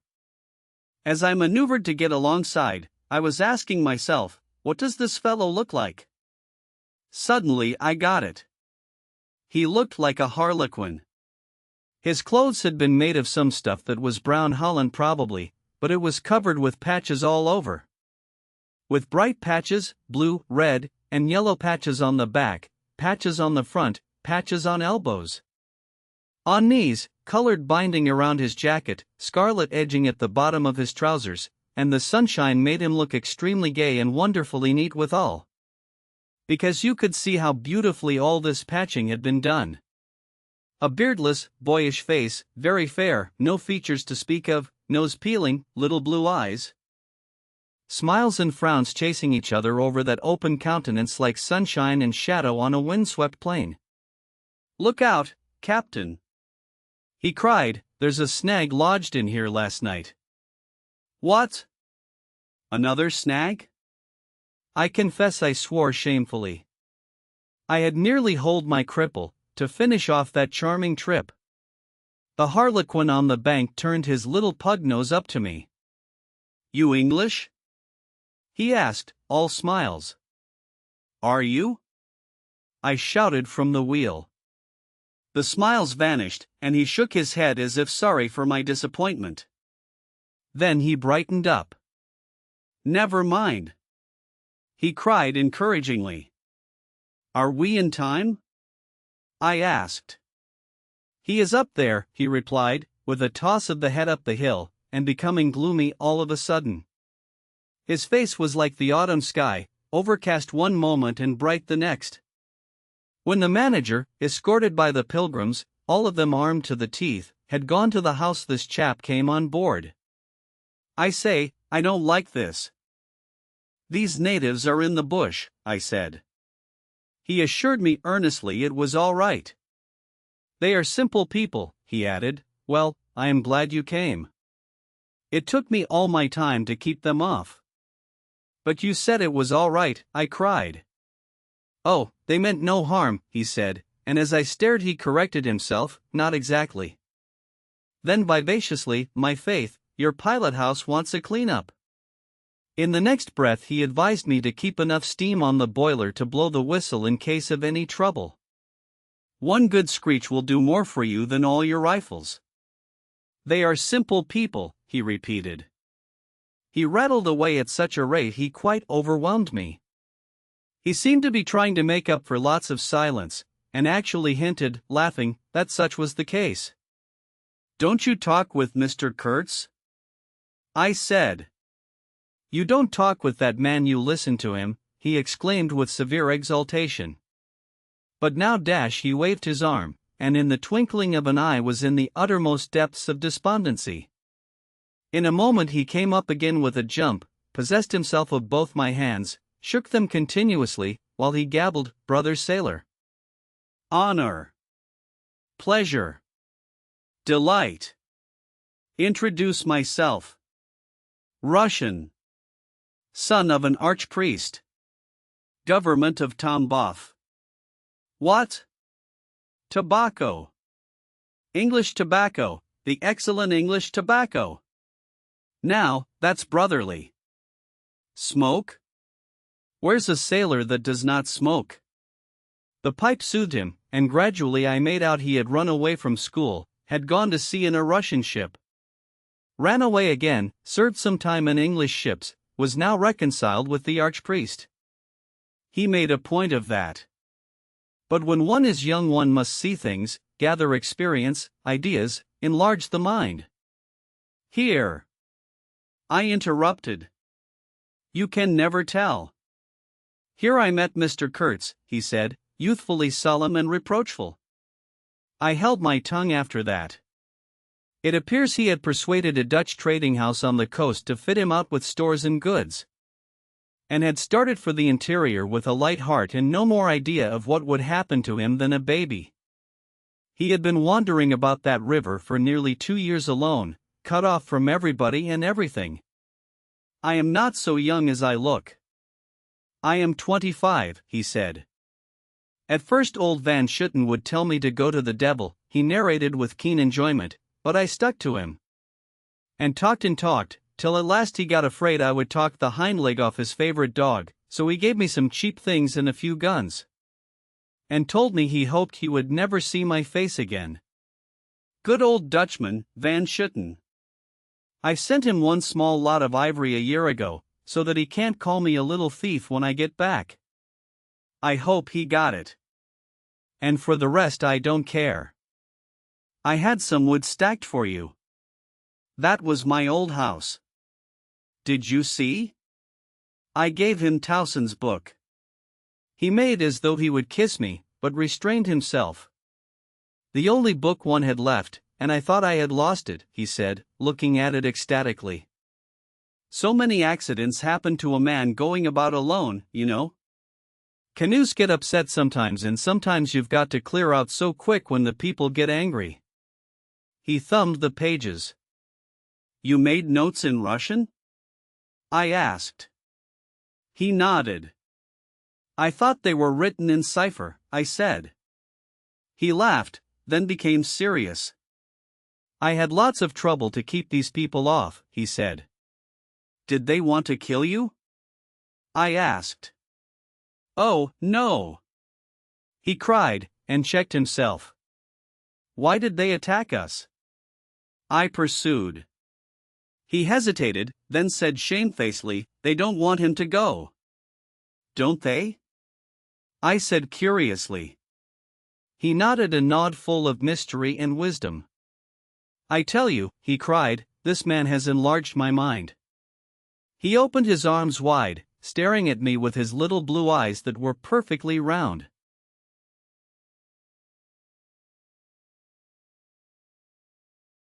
Chapter 3. I looked at him, lost in astonishment. There he was before me, in motley, as though he had absconded from a troupe of mimes, enthusiastic, fabulous. His very existence was improbable, inexplicable, and altogether bewildering. He was an insoluble problem.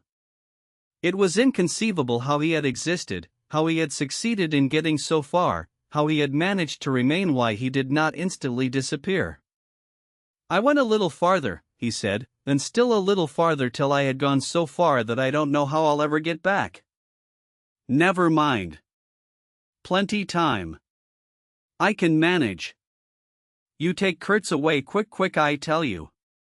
The glamour of youth enveloped his party-colored rags, his destitution, his loneliness, the essential desolation of his futile wanderings. For months, for years, his life hadn't been worth a day's purchase, and there he was gallantly, thoughtlessly alive. To all appearances indestructible solely by the virtue of his few years and of his unreflecting audacity. I was seduced into something like admiration, like envy. Glamour urged him on, glamour kept him unscathed. He surely wanted nothing from the wilderness but space to breathe in and to push on through. His need was to exist, and to move onwards at the greatest possible risk, and with a maximum of privation. If the absolutely pure, uncalculating, unpractical spirit of adventure had ever ruled a human being, it ruled this bepatched youth. I almost envied him the possession of this modest and clear flame. It seemed to have consumed all thought of self so completely, that even while he was talking to you, you forgot that it was he, the man before your eyes, who had gone through these things. I did not envy him his devotion to Kurtz, though. He had not meditated over it. It came to him, and he accepted it with a sort of eager fatalism. I must say that to me it appeared about the most dangerous thing in every way he had come upon so far. They had come together unavoidably, like two ships becalmed near each other, and lay rubbing sides at last.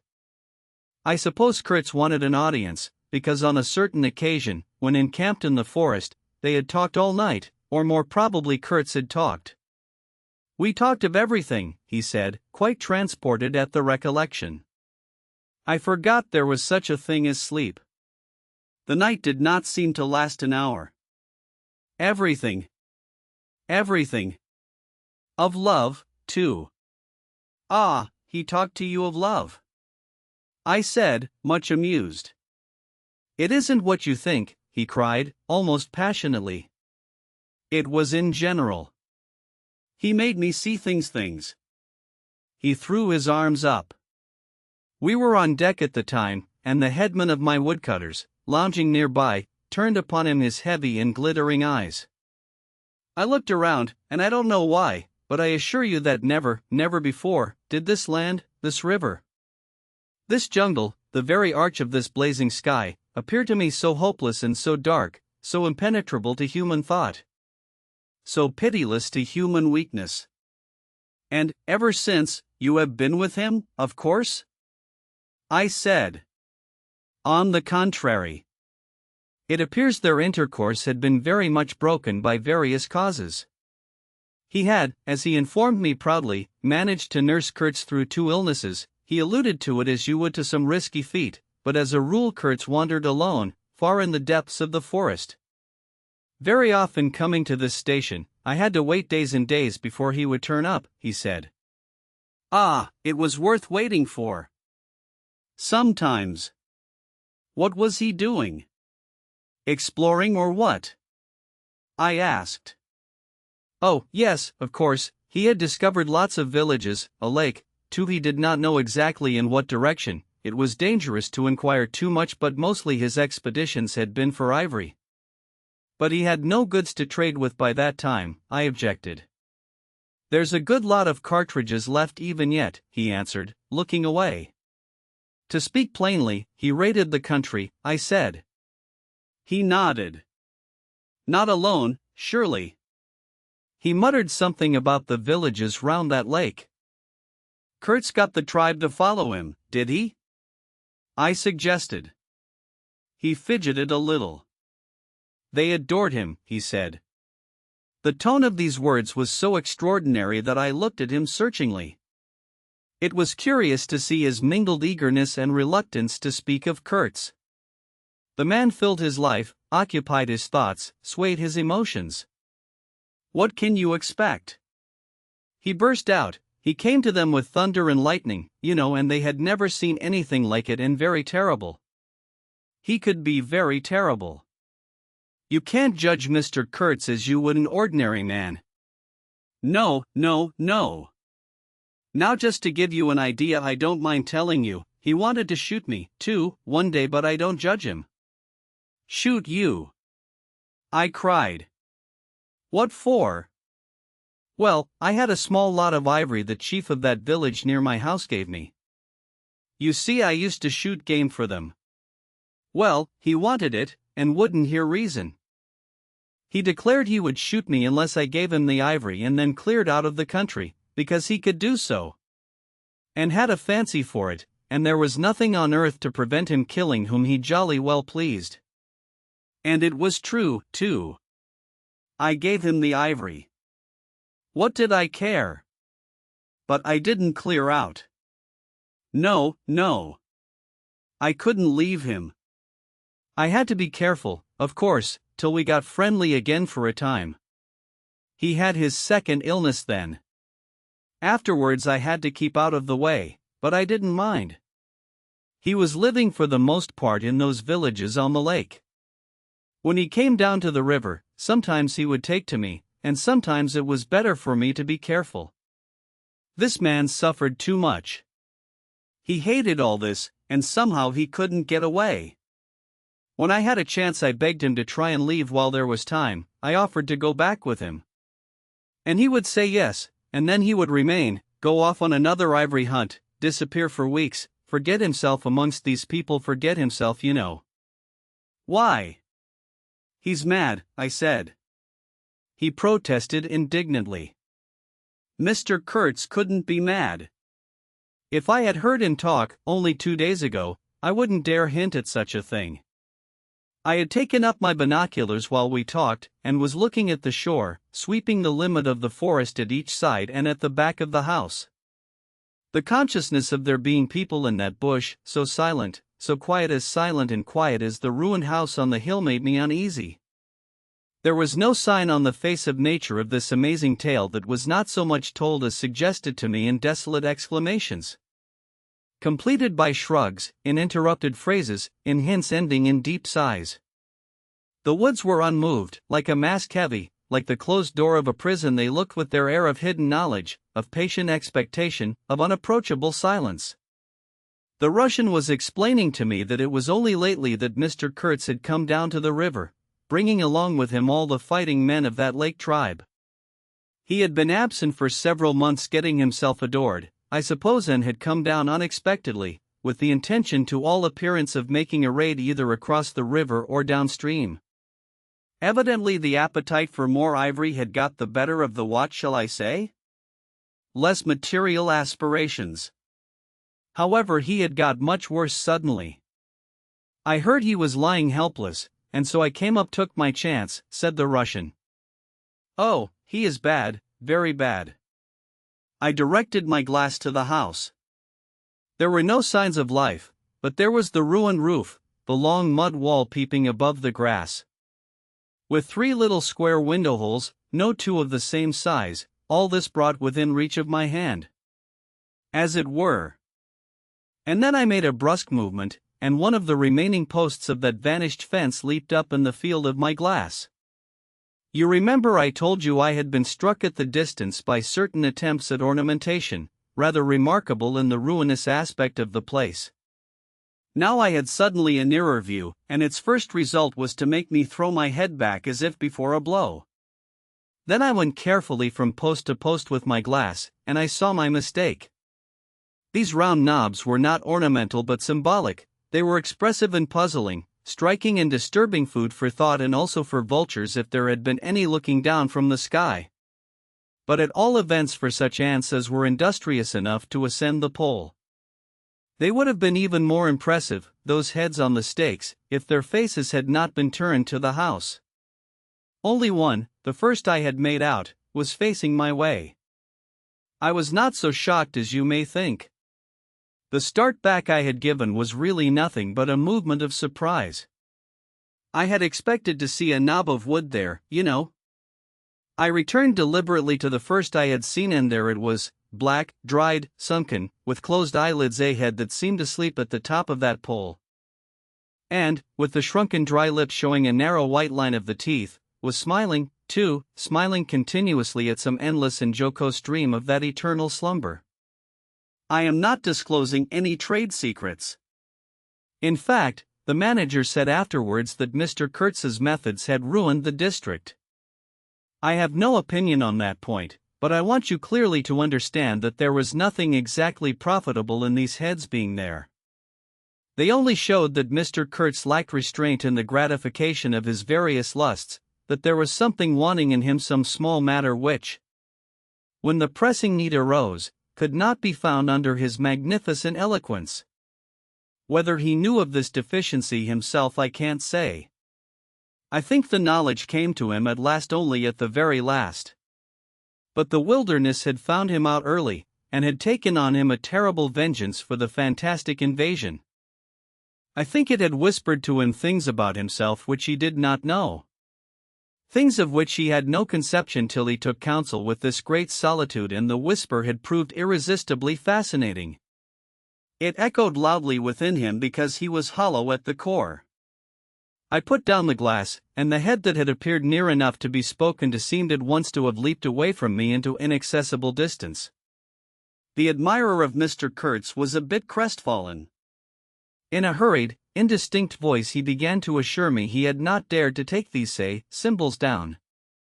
He was not afraid of the natives, they would not stir till Mr. Kurtz gave the word. His ascendancy was extraordinary. The camps of these people surrounded the place, and the chiefs came every day to see him. They would crawl. I don't want to know anything of the ceremonies used when approaching Mr. Kurtz, I shouted. Curious, this feeling that came over me that such details would be more intolerable than those heads drying on the stakes under Mr. Kurtz's windows.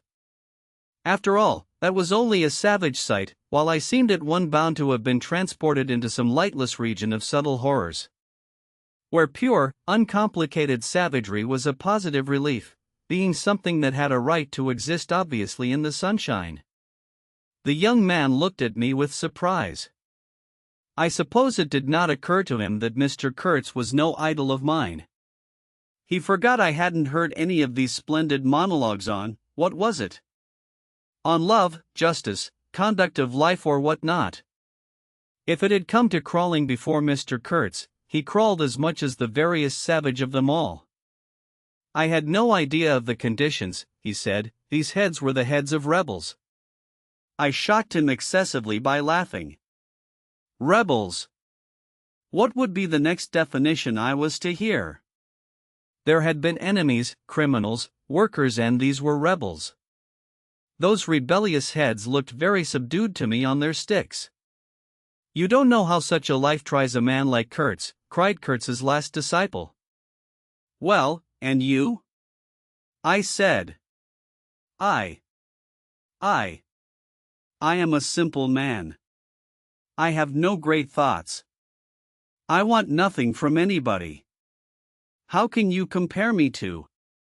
His feelings were too much for speech, and suddenly he broke down. I don't understand, he groaned. I've been doing my best to keep him alive, and that's enough. I had no hand in all this. I have no abilities. There hasn't been a drop of medicine or a mouthful of invalid food for months here. He was shamefully abandoned. A man like this, with such ideas. Shamefully. I haven't slept for the last 10 nights. His voice lost itself in the calm of the evening. The long shadows of the forest had slipped downhill while we talked, had gone far beyond the ruined hovel, beyond the symbolic row of stakes. All this was in the gloom, while we down there were yet in the sunshine, and the stretch of the river abreast of the clearing glittered in a still and dazzling splendor, with a murky and overshadowed bend above and below. Not a living soul was seen on the shore. The bushes did not rustle. Suddenly round the corner of the house a group of men appeared, as though they had come up from the ground. They waded waist deep in the grass, in a compact body, bearing an improvised stretcher in their midst. Instantly, in the emptiness of the landscape, a cry arose whose shrillness pierced the still air like a sharp arrow flying straight to the very heart of the land. And, as if by enchantment, streams of naked human beings with spears in their hands, with bows, with shields, with wild glances and savage movements, were poured into the clearing by the dark-faced and pensive forest. The bushes shook, the grass swayed for a time, and then everything stood still in attentive immobility. "Now, if he does not say the right thing to them, we are all done for," said the Russian at my elbow. The knot of men with the stretcher had stopped, too, halfway to the steamer, as if petrified. I saw the man on the stretcher sit up, lank and with an uplifted arm, above the shoulders of the bearers. Let us hope that the man who can talk so well of love in general will find some particular reason to spare us this time, I said. I resented bitterly the absurd danger of our situation, as if to be at the mercy of that atrocious phantom had been a dishonoring necessity. I could not hear a sound, but through my glasses I saw the thin arm extended commandingly, the lower jaw moving. The eyes of that apparition shining darkly far in its bony head that nodded with grotesque jerks. Kurtz, that means short in German, don't it? Well, the name was as true as everything else in his life and death. He looked at least 7 feet long. His covering had fallen off, and his body emerged from it pitiful and appalling as from a winding sheet. I could see the cage of his ribs all astir, the bones of his arm waving. It was as though an animated image of death carved out of old ivory had been shaking its hand with menaces at a motionless crowd of men made of dark and glittering bronze. I saw him open his mouth wide. It gave him a weirdly voracious aspect, as though he had wanted to swallow all the air, all the earth, all the men before him. A deep voice reached me faintly. He must have been shouting. He fell back suddenly. The stretcher shook as the bearers staggered forward again, and almost at the same time I noticed that the crowd of savages was vanishing without any perceptible movement of retreat. As if the forest that had ejected these beings so suddenly had drawn them in again as the breath is drawn in a long aspiration. Some of the pilgrims behind the stretcher carried his arms 2 shotguns, a heavy rifle, and a light revolver carbine, the thunderbolts of that pitiful Jupiter. The manager bent over him murmuring as he walked beside his head. They laid him down in one of the little cabins, just a room for a bed place and a camp stool or two, you know. We had brought his belated correspondence, and a lot of torn envelopes and open letters littered his bed. His hand roamed feebly amongst these papers. I was struck by the fire of his eyes and the composed languor of his expression. It was not so much the exhaustion of disease. He did not seem in pain. This shadow looked satiated and calm, as though for the moment it had its fill of all the emotions. He rustled one of the letters, and looking straight in my face said, "I am glad. Somebody had been writing to him about me." These special recommendations were turning up again. The volume of tone he emitted without effort, almost without the trouble of moving his lips, amazed me. A voice. A voice. It was grave, profound, vibrating, while the man did not seem capable of a whisper. However, he had enough strength in him, factitious no doubt, to very nearly make an end of us, as you shall hear directly.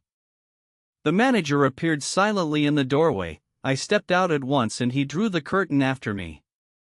The Russian, eyed curiously by the pilgrims, was staring at the shore. I followed the direction of his glance.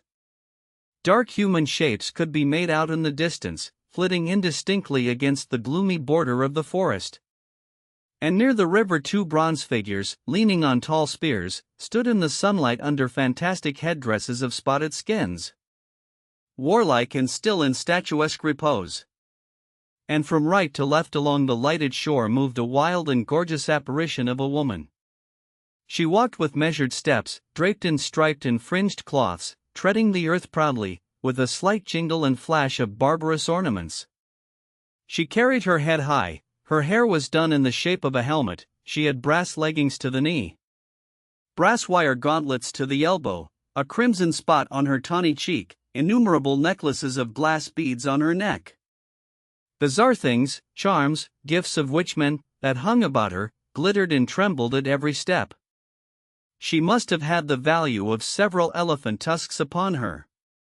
She was savage and superb, wild-eyed and magnificent. There was something ominous and stately in her deliberate progress. And in the hush that had fallen suddenly upon the whole sorrowful land, the immense wilderness, the colossal body of the fecund and mysterious life seemed to look at her. Pensive, as though it had been looking at the image of its own tenebrous and passionate soul. She came abreast of the steamer, stood still, and faced us. Her long shadow fell to the water's edge. Her face had a tragic and fierce aspect of wild sorrow and of dumb pain mingled with the fear of some struggling, half-shaped resolve. She stood looking at us without a stir, and like the wilderness itself, with an air of brooding over an inscrutable purpose. A whole minute passed, and then she made a step forward. There was a low jingle, a glint of yellow metal, a sway of fringed draperies, and she stopped as if her heart had failed her. The young fellow by my side growled. The pilgrims murmured at my back. She looked at us all as if her life had depended upon the unswerving steadiness of her glance. Suddenly she opened her bared arms and threw them up rigid above her head, as though in an uncontrollable desire to touch the sky. And at the same time the swift shadows darted out on the earth, swept around on the river, gathering the steamer into a shadowy embrace. A formidable silence hung over the scene. She turned away slowly, walked on, following the bank, and passed into the bushes to the left. Once only her eyes gleamed back at us in the dusk of the thickets before she disappeared. If she had offered to come aboard, I really think I would have tried to shoot her, said the man of patches, nervously. I have been risking my life every day for the last fortnight to keep her out of the house. She got in one day and kicked up a row about those miserable rags I picked up in the storeroom to mend my clothes with. I wasn't decent. At least it must have been that, for she talked like a fury to Kurtz for an hour, pointing at me now and then. I don't understand the dialect of this tribe. Luckily for me, I fancy Kurtz felt too ill that day to care, or there would have been mischief. I don't understand. No, it's too much for me. Ah, well, it's all over now. At this moment I heard Kurtz's deep voice behind the curtain. Save me. Save the ivory, you mean? Don't tell me. Save me. Why, I've had to save you. You are interrupting my plans now. Sick. Sick. Not so sick as you would like to believe. Never mind. I'll carry my ideas out, yet I will return. I'll show you what can be done. You with your little peddling notions, you are interfering with me. I will return. The manager came out. He did me the honor to take me under the arm and lead me aside. He is very low, he said. He considered it necessary to sigh, but neglected to be consistently sorrowful. We have done all we could for him, haven't we? But there is no disguising the fact, Mr. Kurtz has done more harm than good to the company. He did not see the time was not ripe for vigorous action. Cautiously, that's my principle. We must be cautious yet. The district is closed to us for a time. Deplorable. Upon the whole, the trade will suffer. I don't deny there is a remarkable quantity of ivory, mostly fossil. We must save it, at all events, but look how precarious the position is and why. Because the method is unsound. Do you, said I, looking at the shore, call it unsound method? Without doubt, he exclaimed hotly. Don't you? No method at all, I murmured after a while. Exactly, he exulted. I anticipated this. Shows a complete want of judgment. It is my duty to point it out in the proper quarter. Oh, said I, that fellow, what's his name? The brickmaker will make a readable report for you. He appeared confounded for a moment. It seemed to me I had never breathed an atmosphere so vile, and I turned mentally to Kurtz for relief, positively for relief. "Nevertheless, I think Mr. Kurtz is a remarkable man," I said with emphasis. He started, dropped on me a heavy glance, said very quietly, "He was," and turned his back on me. My hour of favor was over. I found myself lumped along with Kurtz as a partisan of methods for which the time was not ripe. I was unsound. Ah! But it was something to have at least a choice of nightmares. I had turned to the wilderness really, not to Mr. Kurtz, who, I was ready to admit, was as good as buried. And for a moment it seemed to me as if I also were buried in a vast grave full of unspeakable secrets. I felt an intolerable weight oppressing my breast, the smell of the damp earth, the unseen presence of victorious corruption, the darkness of an impenetrable night. The Russian tapped me on the shoulder. I heard him mumbling and stammering something about brother seamen couldn't conceal knowledge of matters that would affect Mr. Kurtz's reputation. I waited. For him evidently Mr. Kurtz was not in his grave. I suspect that for him Mr. Kurtz was one of the immortals. "Well," said I at last, "speak out.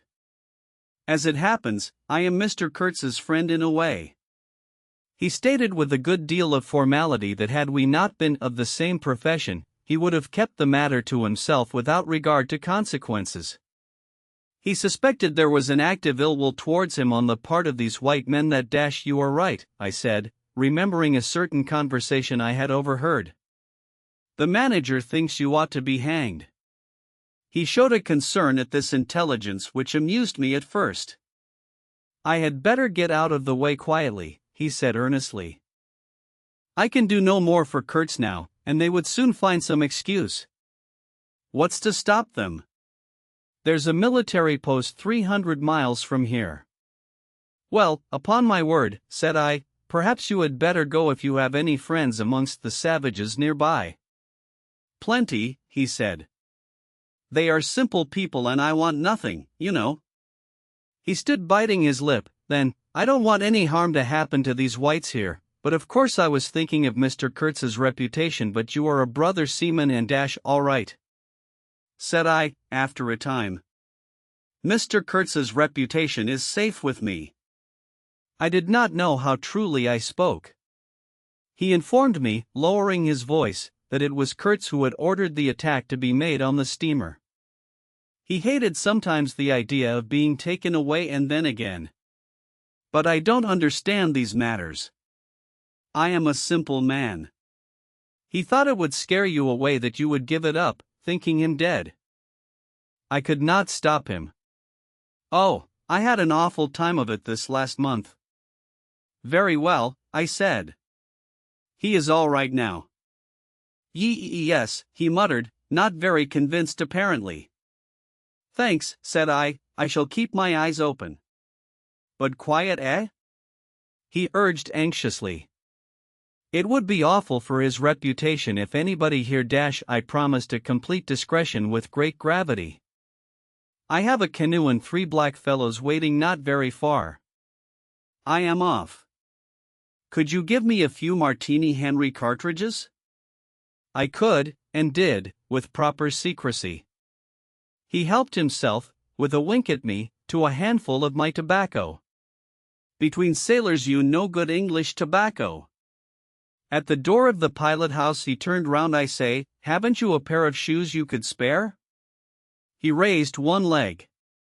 "Look." The soles were tied with knotted strings sandalwise under his bare feet. I rooted out an old pair, at which he looked with admiration before tucking it under his left arm.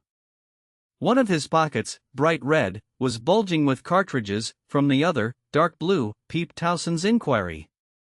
And so on, he seemed to think himself excellently well equipped for a renewed encounter with the wilderness. Ah! I'll never meet such a man again. You ought to have heard him recite poetry, his own, too. It was, he told me. Poetry. He rolled his eyes at the recollection of these delights. Oh, he enlarged my mind. "Goodbye," said I. He shook hands and vanished in the night.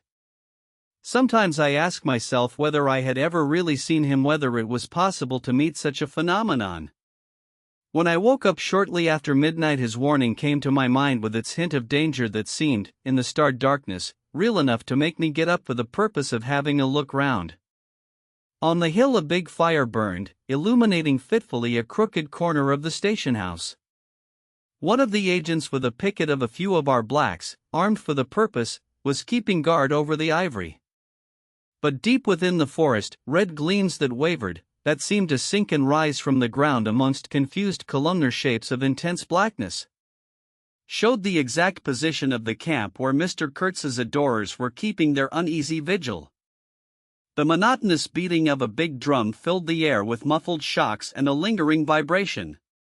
A steady droning sound of many men chanting each to himself some weird incantation came out from the black flat wall of the woods as the humming of bees comes out of a hive, and had a strange narcotic effect upon my half-awake senses.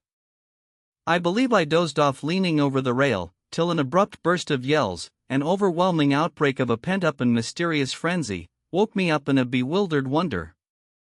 It was cut short all at once, and the low droning went on with an effect of audible and soothing silence. I glanced casually into the little cabin. A light was burning within, but Mr. Kurtz was not there. I think I would have raised an outcry if I had believed my eyes. But I didn't believe them at first. The thing seemed so impossible. The fact is, I was completely unnerved by a sheer blank fright, pure abstract terror, unconnected with any distinct shape of physical danger. What made this emotion so overpowering was, how shall I define it? The moral shock I received, as if something altogether monstrous, intolerable to thought and odious to the soul, had been thrust upon me unexpectedly. This lasted, of course, the merest fraction of a second, and then the usual sense of commonplace, deadly danger. The possibility of a sudden onslaught and massacre, or something of the kind, which I saw impending, was positively welcome and composing. It pacified me, in fact, so much that I did not raise an alarm. There was an agent buttoned up inside an ulster and sleeping on a chair on deck within 3 feet of me. The yells had not awakened him. He snored very slightly. I left him to his slumbers and leaped ashore. I did not betray Mr. Kurtz. It was ordered I should never betray him. It was written I should be loyal to the nightmare of my choice. I was anxious to deal with this shadow by myself alone, and to this day I don't know why I was so jealous of sharing with anyone the peculiar blackness of that experience. As soon as I got on the bank, I saw a broad trail through the grass. I remember the exultation with which I said to myself, "He can't walk, he is crawling on all fours. I've got him." The grass was wet with dew. I strode rapidly with clenched fists. I fancy I had some vague notion of falling upon him and giving him a drubbing. I don't know. I had some imbecile thoughts. The knitting old woman with the cat obtruded herself upon my memory as a most improper person to be sitting at the other end of such an affair. I saw a row of pilgrims squirting lead in the air out of Winchesters held to the hip. I thought I would never get back to the steamer, and imagined myself living alone and unarmed in the woods to an advanced age. Such silly things, you know. And I remember I confounded the beat of the drum with the beating of my heart, and was pleased at its calm regularity. I kept to the track though, then stopped to listen. The night was very clear, a dark blue space, sparkling with dew and starlight, in which black things stood very still. I thought I could see a kind of motion ahead of me.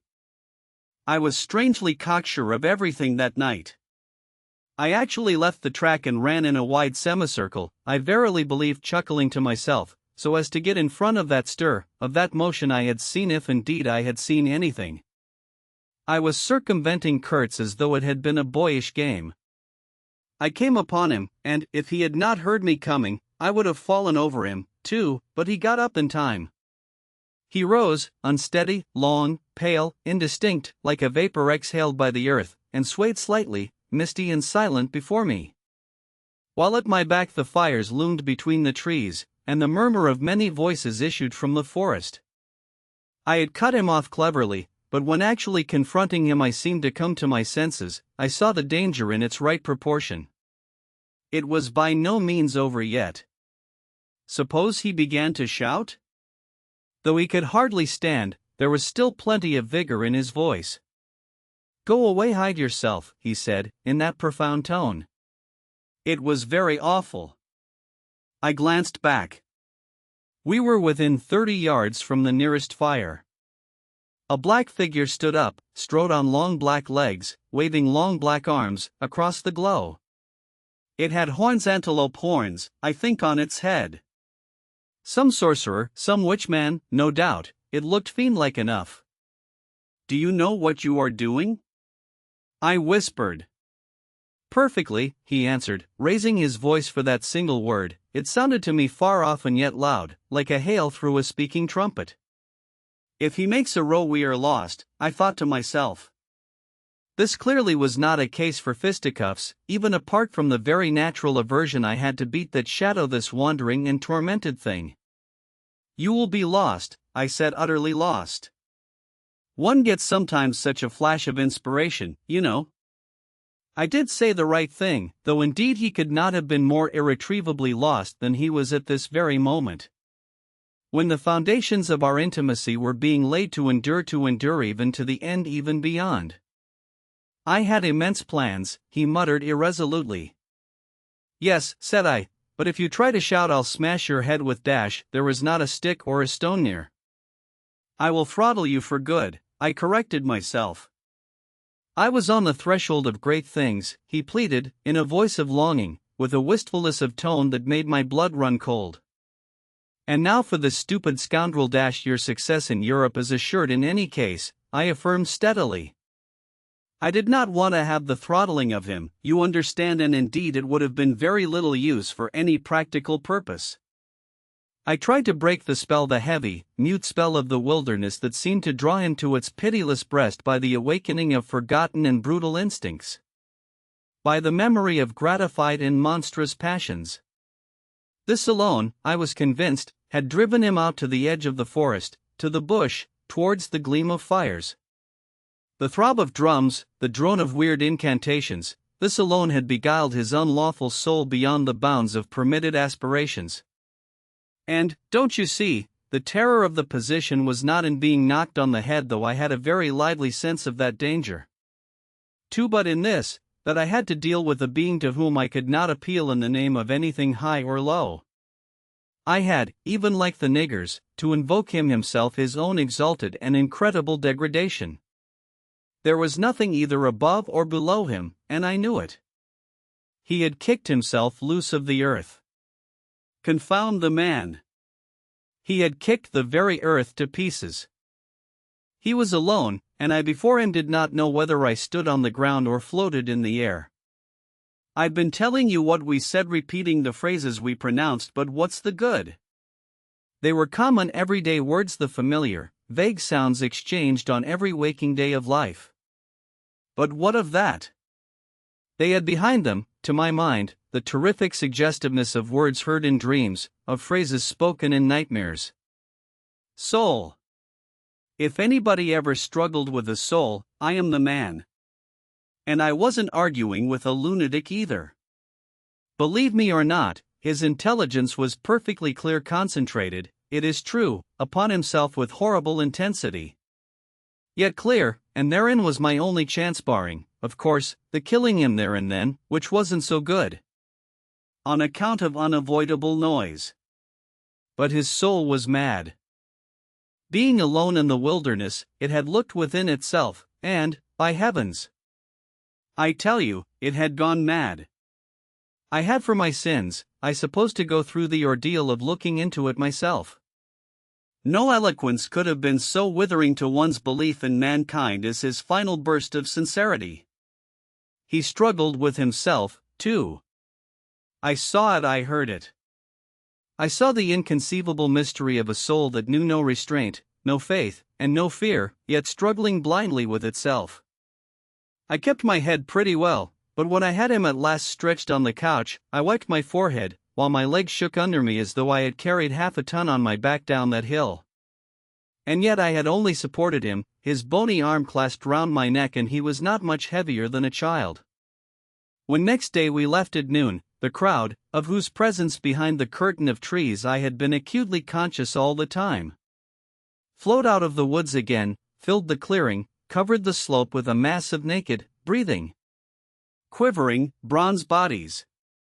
I steamed up a bit, then swung downstream, and 2,000 eyes followed the evolutions of the splashing, thumping, fierce river demon beating the water with its terrible tail and breathing black smoke into the air. In front of the first rank, along the river, 3 men, plastered with bright red earth from head to foot, strutted to and fro restlessly. When we came abreast again, they faced the river, stamped their feet, nodded their horned heads, swayed their scarlet bodies. They shook towards the fierce river demon a bunch of black feathers, a mangy skin with a pendant tail, something that looked a dried gourd. They shouted periodically together strings of amazing words that resembled no sounds of human language. And the deep murmurs of the crowd, interrupted suddenly, were like the responses of some satanic litany. We had carried Kurtz into the pilot house. There was more air there. Lying on the couch, he stared through the open shutter. There was an eddy in the mass of human bodies, and the woman with helmeted head and tawny cheeks rushed out to the very brink of the stream. She put out her hands, shouted something, and all that wild mob took up the shout in a roaring chorus of articulated, rapid, breathless utterance. "Do you understand this?" I asked. He kept on looking out past me with fiery, longing eyes, with a mingled expression of wistfulness and hate. He made no answer, but I saw a smile of indefinable meaning, appear on his colorless lips that a moment after twitched convulsively. "Do I not?" he said slowly, gasping, as if the words had been torn out of him by a supernatural power. I pulled the string of the whistle, and I did this because I saw the pilgrims on deck getting out their rifles with an air of anticipating a jolly lark. At the sudden screech there was a movement of abject terror through that wedged mass of bodies. Don't you frighten them away," cried someone on deck disconsolately. I pulled the string time after time. They broke and ran, they leaped, they crouched, they swerved, they dodged the flying terror of the sound. The 3 red chaps had fallen flat, face down on the shore, as though they had been shot dead. Only the barbarous and superb woman did not so much as flinch, and stretched tragically her bare arms after us over the somber and glittering river. And then that imbecile crowd down on the deck started their little fun, and I could see nothing more for smoke. The brown current ran swiftly out of the heart of darkness, bearing us down towards the sea with twice the speed of our upward progress.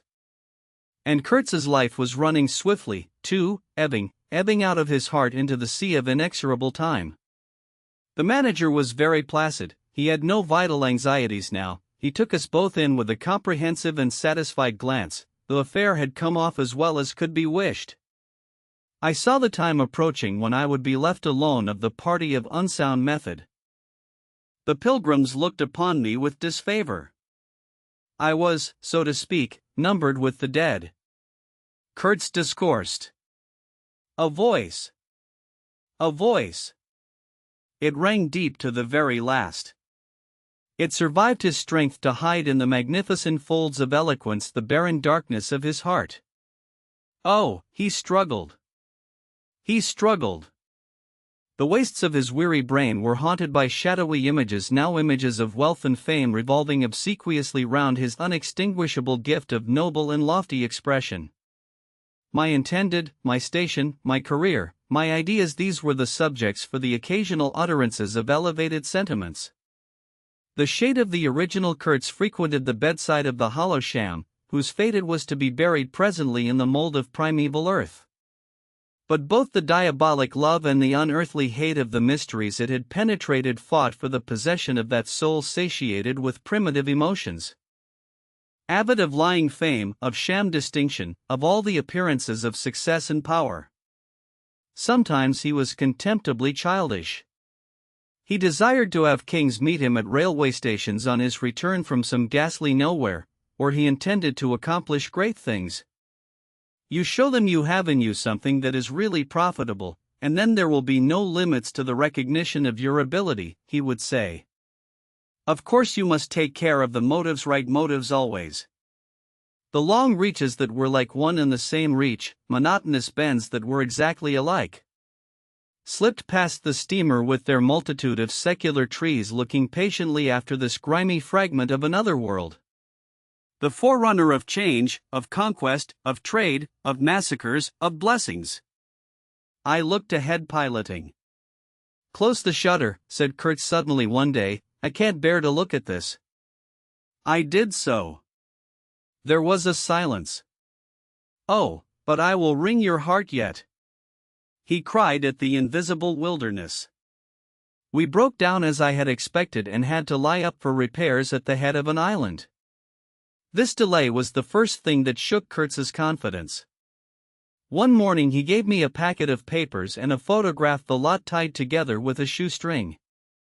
Keep this for me, he said. This noxious fool, meaning the manager, is capable of prying into my boxes when I am not looking. In the afternoon I saw him. He was lying on his back with closed eyes, and I withdrew quietly, but I heard him mutter, "Live rightly, die, die." I listened. There was nothing more. Was he rehearsing some speech in his sleep, or was it a fragment of a phrase from some newspaper article? He had been writing for the papers and meant to do so again, for the furthering of my ideas. It's a duty. His was an impenetrable darkness. I looked at him as you peer down at a man who was lying at the bottom of a precipice where the sun never shines. But I had not much time to give him, because I was helping the engine driver to take to pieces the leaky cylinders, to straighten a bent connecting rod, and in other such matters. I lived in an infernal mess of rust, filings, nuts, bolts, spanners, hammers, ratchet drills, things I abominate, because I don't get on with them. I tended the little forge we fortunately had aboard. I toiled wearily in a wretched scrap heap unless I had the shakes too bad to stand. One evening, coming in with a candle, I was startled to hear him say a little tremulously, "I am lying here in the dark waiting for death." The light was within a foot of his eyes. I forced myself to murmur, "Oh, nonsense," and stood over him as if transfixed. Anything approaching the change that came over his features I have never seen before, and hope never to see again. Oh, I wasn't touched. I was fascinated. It was as though a veil had been rent. I saw on that ivory face the expression of somber pride, of ruthless power, of craven terror, of an intense and hopeless despair. Did he live his life again in every detail of desire, temptation, and surrender during that supreme moment of complete knowledge? The horror! The horror! I blew the candle out and left the cabin. The pilgrims were dining in the messroom, and I took my place opposite the manager, who lifted his eyes to give me a questioning glance, which I successfully ignored. He leaned back, serene, with that peculiar smile of his sealing the unexpressed depths of his meanness. A continuous shower of small flies streamed upon the lamp, upon the cloth, upon our hands and faces. Mr. Kurtz, he dead. All the pilgrims rushed out to see. I remained, and went on with my dinner. I believe I was considered brutally callous. However, I did not eat much. There was a lamp in their light, don't you know, and outside it was so beastly dark. I went no more near the remarkable man who had pronounced a judgment upon the adventures of his soul on this earth. The voice was gone. What else had been there? But I am of course aware that next day the pilgrims buried something in a muddy hole. And then they very nearly buried me. However, as you see, I did not go to join Kurtz there and then. I did not. I remained to dream the nightmare out to the end, and to show my loyalty to Kurtz once more. Destiny. My destiny. Droll thing life is, that mysterious arrangement of merciless logic for a futile purpose. The most you can hope from it is some knowledge of yourself that comes too late, a crop of unextinguishable regrets. I have wrestled with death. It is the most unexciting contest you can imagine. It takes place in an impalpable grayness, with nothing underfoot, with nothing around, without spectators. Without clamor, without glory, without the great desire of victory, without the great fear of defeat. In a sickly atmosphere of tepid skepticism, without much belief in your own right, and still less in that of your adversary. If such is the form of ultimate wisdom, then life is a greater riddle than some of us think it to be. I was within a hair's breadth of the last opportunity for pronouncement, and I found with humiliation that probably I would have nothing to say. This is the reason why I affirm that Kurtz was a remarkable man. He had something to say. He said it. Since I had peeped over the edge myself, I understand better the meaning of his stare, that could not see the flame of the candle, but was wide enough to embrace the whole universe, piercing enough to penetrate all the hearts that beat in the darkness. He had summed up, he had judged. The horror. He was a remarkable man. After all, this was the expression of some sort of belief. It had candor, it had conviction, it had a vibrating note of revolt in its whisper. It had the appalling face of a glimpsed truth, a strange commingling of desire and hate. And it is not my own extremity I remember best, a vision of grayness without form filled with physical pain, and a careless contempt for the evanescence of all things, even of this pain itself. No. It is his extremity that I seem to have lived through. True, he had made that last stride, he had stepped over the edge, while I had been permitted to draw back my hesitating foot. And perhaps in this is the whole difference, perhaps all the wisdom, and all truth, and all sincerity are just compressed into that inappreciable moment of time in which we step over the threshold of the invisible. Perhaps. I like to think my summing up would not have been a word of careless contempt. Better his cry, much better. It was an affirmation, a moral victory paid for by innumerable defeats, by abominable terrors, by abominable satisfactions. But it was a victory. That is why I have remained loyal to Kurtz to the last, and even beyond, when a long time after I heard once more, not his own voice, but the echo of his magnificent eloquence thrown to me from a soul as translucently pure as a cliff of crystal. No, they did not bury me, though there is a period of time which I remember mistily, with a shuddering wonder, like a passage through some inconceivable world that had no hope in it and no desire.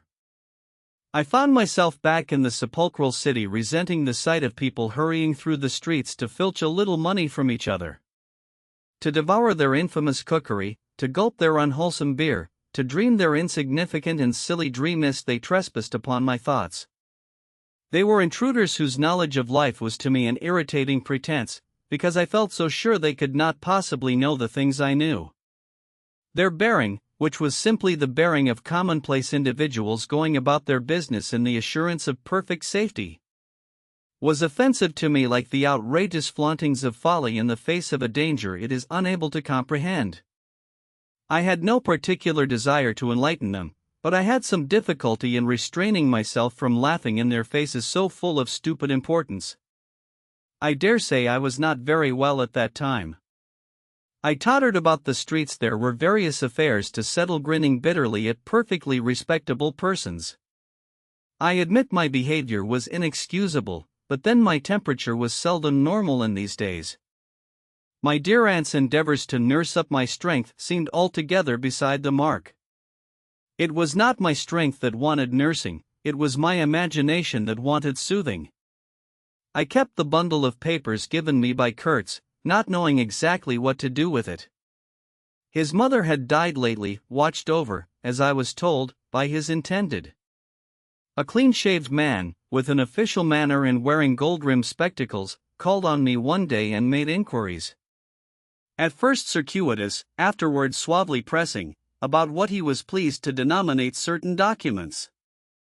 I was not surprised, because I had 2 rows with the manager on the subject out there. I had refused to give up the smallest scrap out of that package, and I took the same attitude with the spectacled man. He became darkly menacing at last, and with much heat argued that the company had the right to every bit of information about its territories. and said he, Mr. Kurtz's knowledge of unexplored regions must have been necessarily extensive and peculiar owing to his great abilities and to the deplorable circumstances in which he had been placed. Therefore, I assured him Mr. Kurtz's knowledge, however extensive, did not bear upon the problems of commerce or administration. He invoked then the name of science. It would be an incalculable loss if, and so on. I offered him the report on the suppression of savage customs, with the postscriptum torn off. He took it up eagerly, but ended by sniffing at it with an air of contempt. This is not what we had a right to expect, he remarked. Expect nothing else, I said. There are only private letters. He withdrew upon some threat of legal proceedings, and I saw him no more, but another fellow, calling himself Kurtz's cousin, appeared 2 days later, and was anxious to hear all the details about his dear relative's last moments. Incidentally, he gave me to understand that Kurtz had been essentially a great musician.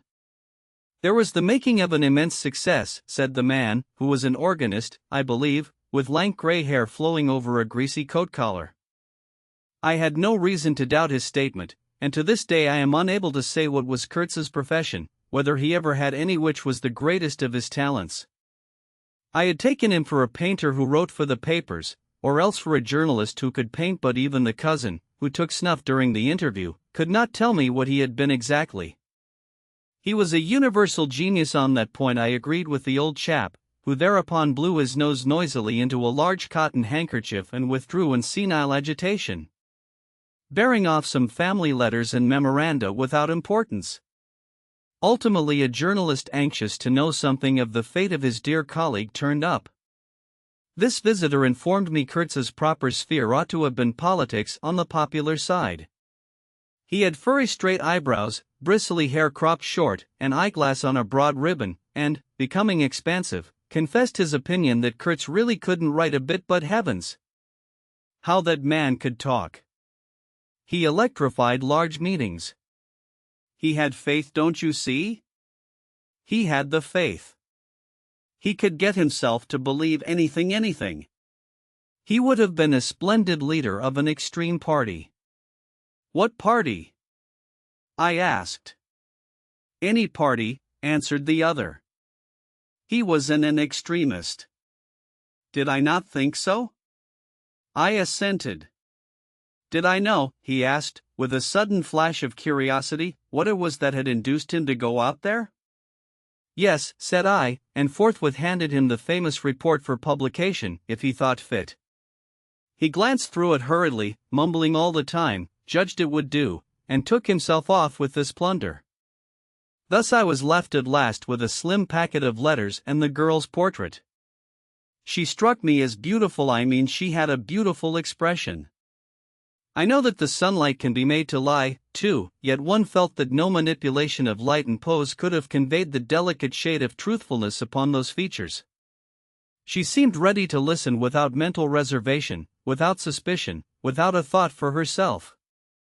I concluded I would go and give her back her portrait and those letters myself. Curiosity? Yes, and also some other feeling perhaps. All that had been Kurtz's had passed out of my hands, his soul, his body, his station, his plans, his ivory, his career. There remained only his memory and his intended, and I wanted to give that up, too, to the past. In a way to surrender personally all that remained of him with me to that oblivion which is the last word of our common fate. I don't defend myself. I had no clear perception of what it was I really wanted. Perhaps it was an impulse of unconscious loyalty, or the fulfillment of one of those ironic necessities that lurk in the facts of human existence. I don't know. I can't tell. But I went. I thought his memory was like the other memories of the dead that accumulate in every man's life, a vague impress on the brain of shadows that had fallen on it in their swift and final passage. But before the high and ponderous door, between the tall houses of a street as still and decorous as a well-kept alley in a cemetery, I had a vision of him on the stretcher, opening his mouth voraciously, as if to devour all the earth with all its mankind.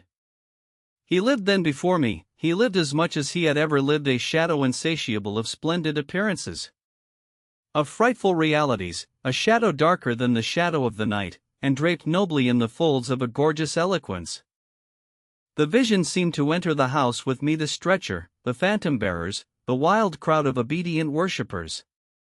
The gloom of the forests, the glitter of the reach between the murky bends, the beat of the drum, regular and muffled like the beating of a heart, the heart of a conquering darkness. It was a moment of triumph for the wilderness, an invading and vengeful rush which, it seemed to me, I would have to keep back alone for the salvation of another soul. And the memory of what I had heard him say afar there, with the horn shapes stirring at my back, in the glow of fires within the patient woods, those broken phrases came back to me, were heard again in their ominous and terrifying simplicity. I remembered his abject pleading, his abject threats, the colossal scale of his vile desires, the meanness, the torment, the tempestuous anguish of his soul. And later on I seemed to see his collected languid manner, when he said one day, "This lot of ivory now is really mine. The company did not pay for it. I collected it myself at a very great personal risk. I am afraid they will try to claim it as theirs though. It is a difficult case. What do you think I ought to do? Resist? I want no more than justice." He wanted no more than justice, no more than justice. I rang the bell before a mahogany door on the first floor, and while I waited he seemed to stare at me out of the glassy panel stare with that wide and immense stare, embracing, condemning, loathing all the universe. I seemed to hear the whispered cry, "The horror! The horror!" The dusk was falling. I had to wait in a lofty drawing room with 3 long windows from floor to ceiling that were like 3 luminous and bed-raped columns. The bent gilt legs and backs of the furniture shone in indistinct curves. The tall marble fireplace had a cold and monumental whiteness. A grand piano stood massively in a corner, with dark gleams on the flat surfaces like a somber and polished sarcophagus. A high door open-closed. I rose. She came forward, all in black, with a pale head, floating towards me in the dusk. She was in mourning. It was more than a year since his death, more than a year since the news came. She seemed as though she would remember and mourn forever. She took both my hands in hers and murmured, "I had heard you were coming." I noticed she was not very young, I mean not girlish. She had a mature capacity for fidelity, for belief, for suffering. The room seemed to have grown darker, as if all the sad light of the cloudy evening had taken refuge on her forehead. This fair hair, this pale visage, this pure brow, seemed surrounded by an ashy halo from which the dark eyes looked out at me. Their glance was guileless, profound, confident, and trustful. She carried her sorrowful head as though she were proud of that sorrow, as though she would say, I alone know how to mourn for him as he deserves." But while we were still shaking hands, such a look of awful desolation came upon her face that I perceived she was one of those creatures that are not the playthings of time. For her he had died only yesterday. And, by Jove! The impression was so powerful that for me, too, he seemed to have died only yesterday, nay, this very minute. I saw her in him in the same instant of time, his death and her sorrow. I saw her sorrow in the very moment of his death. Do you understand? I saw them together, I heard them together. She had said, with a deep catch of the breath, I have survived, while my strained ears seemed to hear distinctly, mingled with her tone of despairing regret, the summing up whisper of his eternal condemnation. I asked myself what I was doing there, with a sensation of panic in my heart, as though I had blundered into a place of cruel and absurd mysteries not fit for a human being to behold. She motioned me to a chair. We sat down. I laid the packet gently on the little table, and she put her hand over it. You knew him well, she murmured, after a moment of mourning silence. Intimacy grows quickly out there, I said. I knew him as well as it is possible for one man to know another. And you admired him, she said. It was impossible to know him and not to admire him. Was it? He was a remarkable man, I said, unsteadily. Then before the appealing fixity of her gaze, that seemed to watch for more words on my lips, I went on. It was impossible not to love him, she finished eagerly, silencing me into an appalled dumbness. How true! How true! But when you think that no one knew him so well as I had all his noble confidence. I knew him best. You knew him best, I repeated. And perhaps she did. But with every word spoken the room was growing darker, and only her forehead, smooth and white, remained illumined by the inextinguishable light of belief and love. You were his friend, she went on. His friend, she repeated, a little louder. You must have been, if he had given you this, and sent you to me. I feel I can speak to you. I must speak. I want you who have heard his last words to know I have been worthy of him. It is not pride. Yes. I am proud to know I understood him better than anyone on earth. He told me so himself. I listened. The darkness deepened. I was not even sure whether he had given me the right bundle. I rather suspect he wanted me to take care of another batch of his papers which, after his death, I saw the manager examining under the lamp. And the girl talked, easing her pain in the certitude of my sympathy. She talked as thirsty men drink. I had heard that her engagement with Kurtz had been disapproved by her people. He wasn't rich enough or something. And indeed I don't know whether he had not been a pauper all his life. He had given me some reason to infer that it was his impatience of comparative poverty that drove him out there. Who was not his friend who had heard him speak once? She was saying. He drew men towards him by what was best in them. She looked at me with intensity. It is the gift of the great, she went on, and the sound of her low voice seemed to have the accompaniment of all the other sounds. Full of mystery, desolation, and sorrow, I had ever heard the ripple of the river, the soughing of the trees swayed by the wind. The murmurs of the crowds, the faint ring of incomprehensible words cried from afar, the whisper of a voice speaking from beyond the threshold of an eternal darkness. But you have heard him. You know. She cried. Yes, I know, I said with something like despair in my heart, but bowing my head before the faith that was in her. Before that great and saving illusion that shone with an unearthly glow in the triumphant darkness from which I could not have defended her, from which I could not even defend myself. What a loss to us. She corrected herself with beautiful generosity, then added in a murmur, to the world. By the last gleams of twilight I could see the glitter of her eyes, full of tears that would not fall. I have been very happy, very fortunate, very proud, she went on. Too fortunate. Too happy for a little while. And now I am unhappy for life. She stood up, her fair hair seemed to catch all the remaining light in a glimmer of gold. I rose, too. And of all this, she went on mournfully, of all his promise, and of all his greatness, of his generous mind, of his noble heart, nothing remains, nothing but a memory. You and I we shall always remember him, I said hastily. No. She cried. It is impossible that all this should be lost, that such a life should be sacrificed to leave nothing but sorrow. You know what vast plans he had. I knew of them, too. I could not perhaps understand, but others knew of them. Something must remain. His words, at least, have not died. His words will remain, I said. And his example, she whispered to herself. Men looked up to him, his goodness shone in every act. His example true, I said, his example, too. Yes, his example. I forgot that. But I do not. I cannot believe, not yet.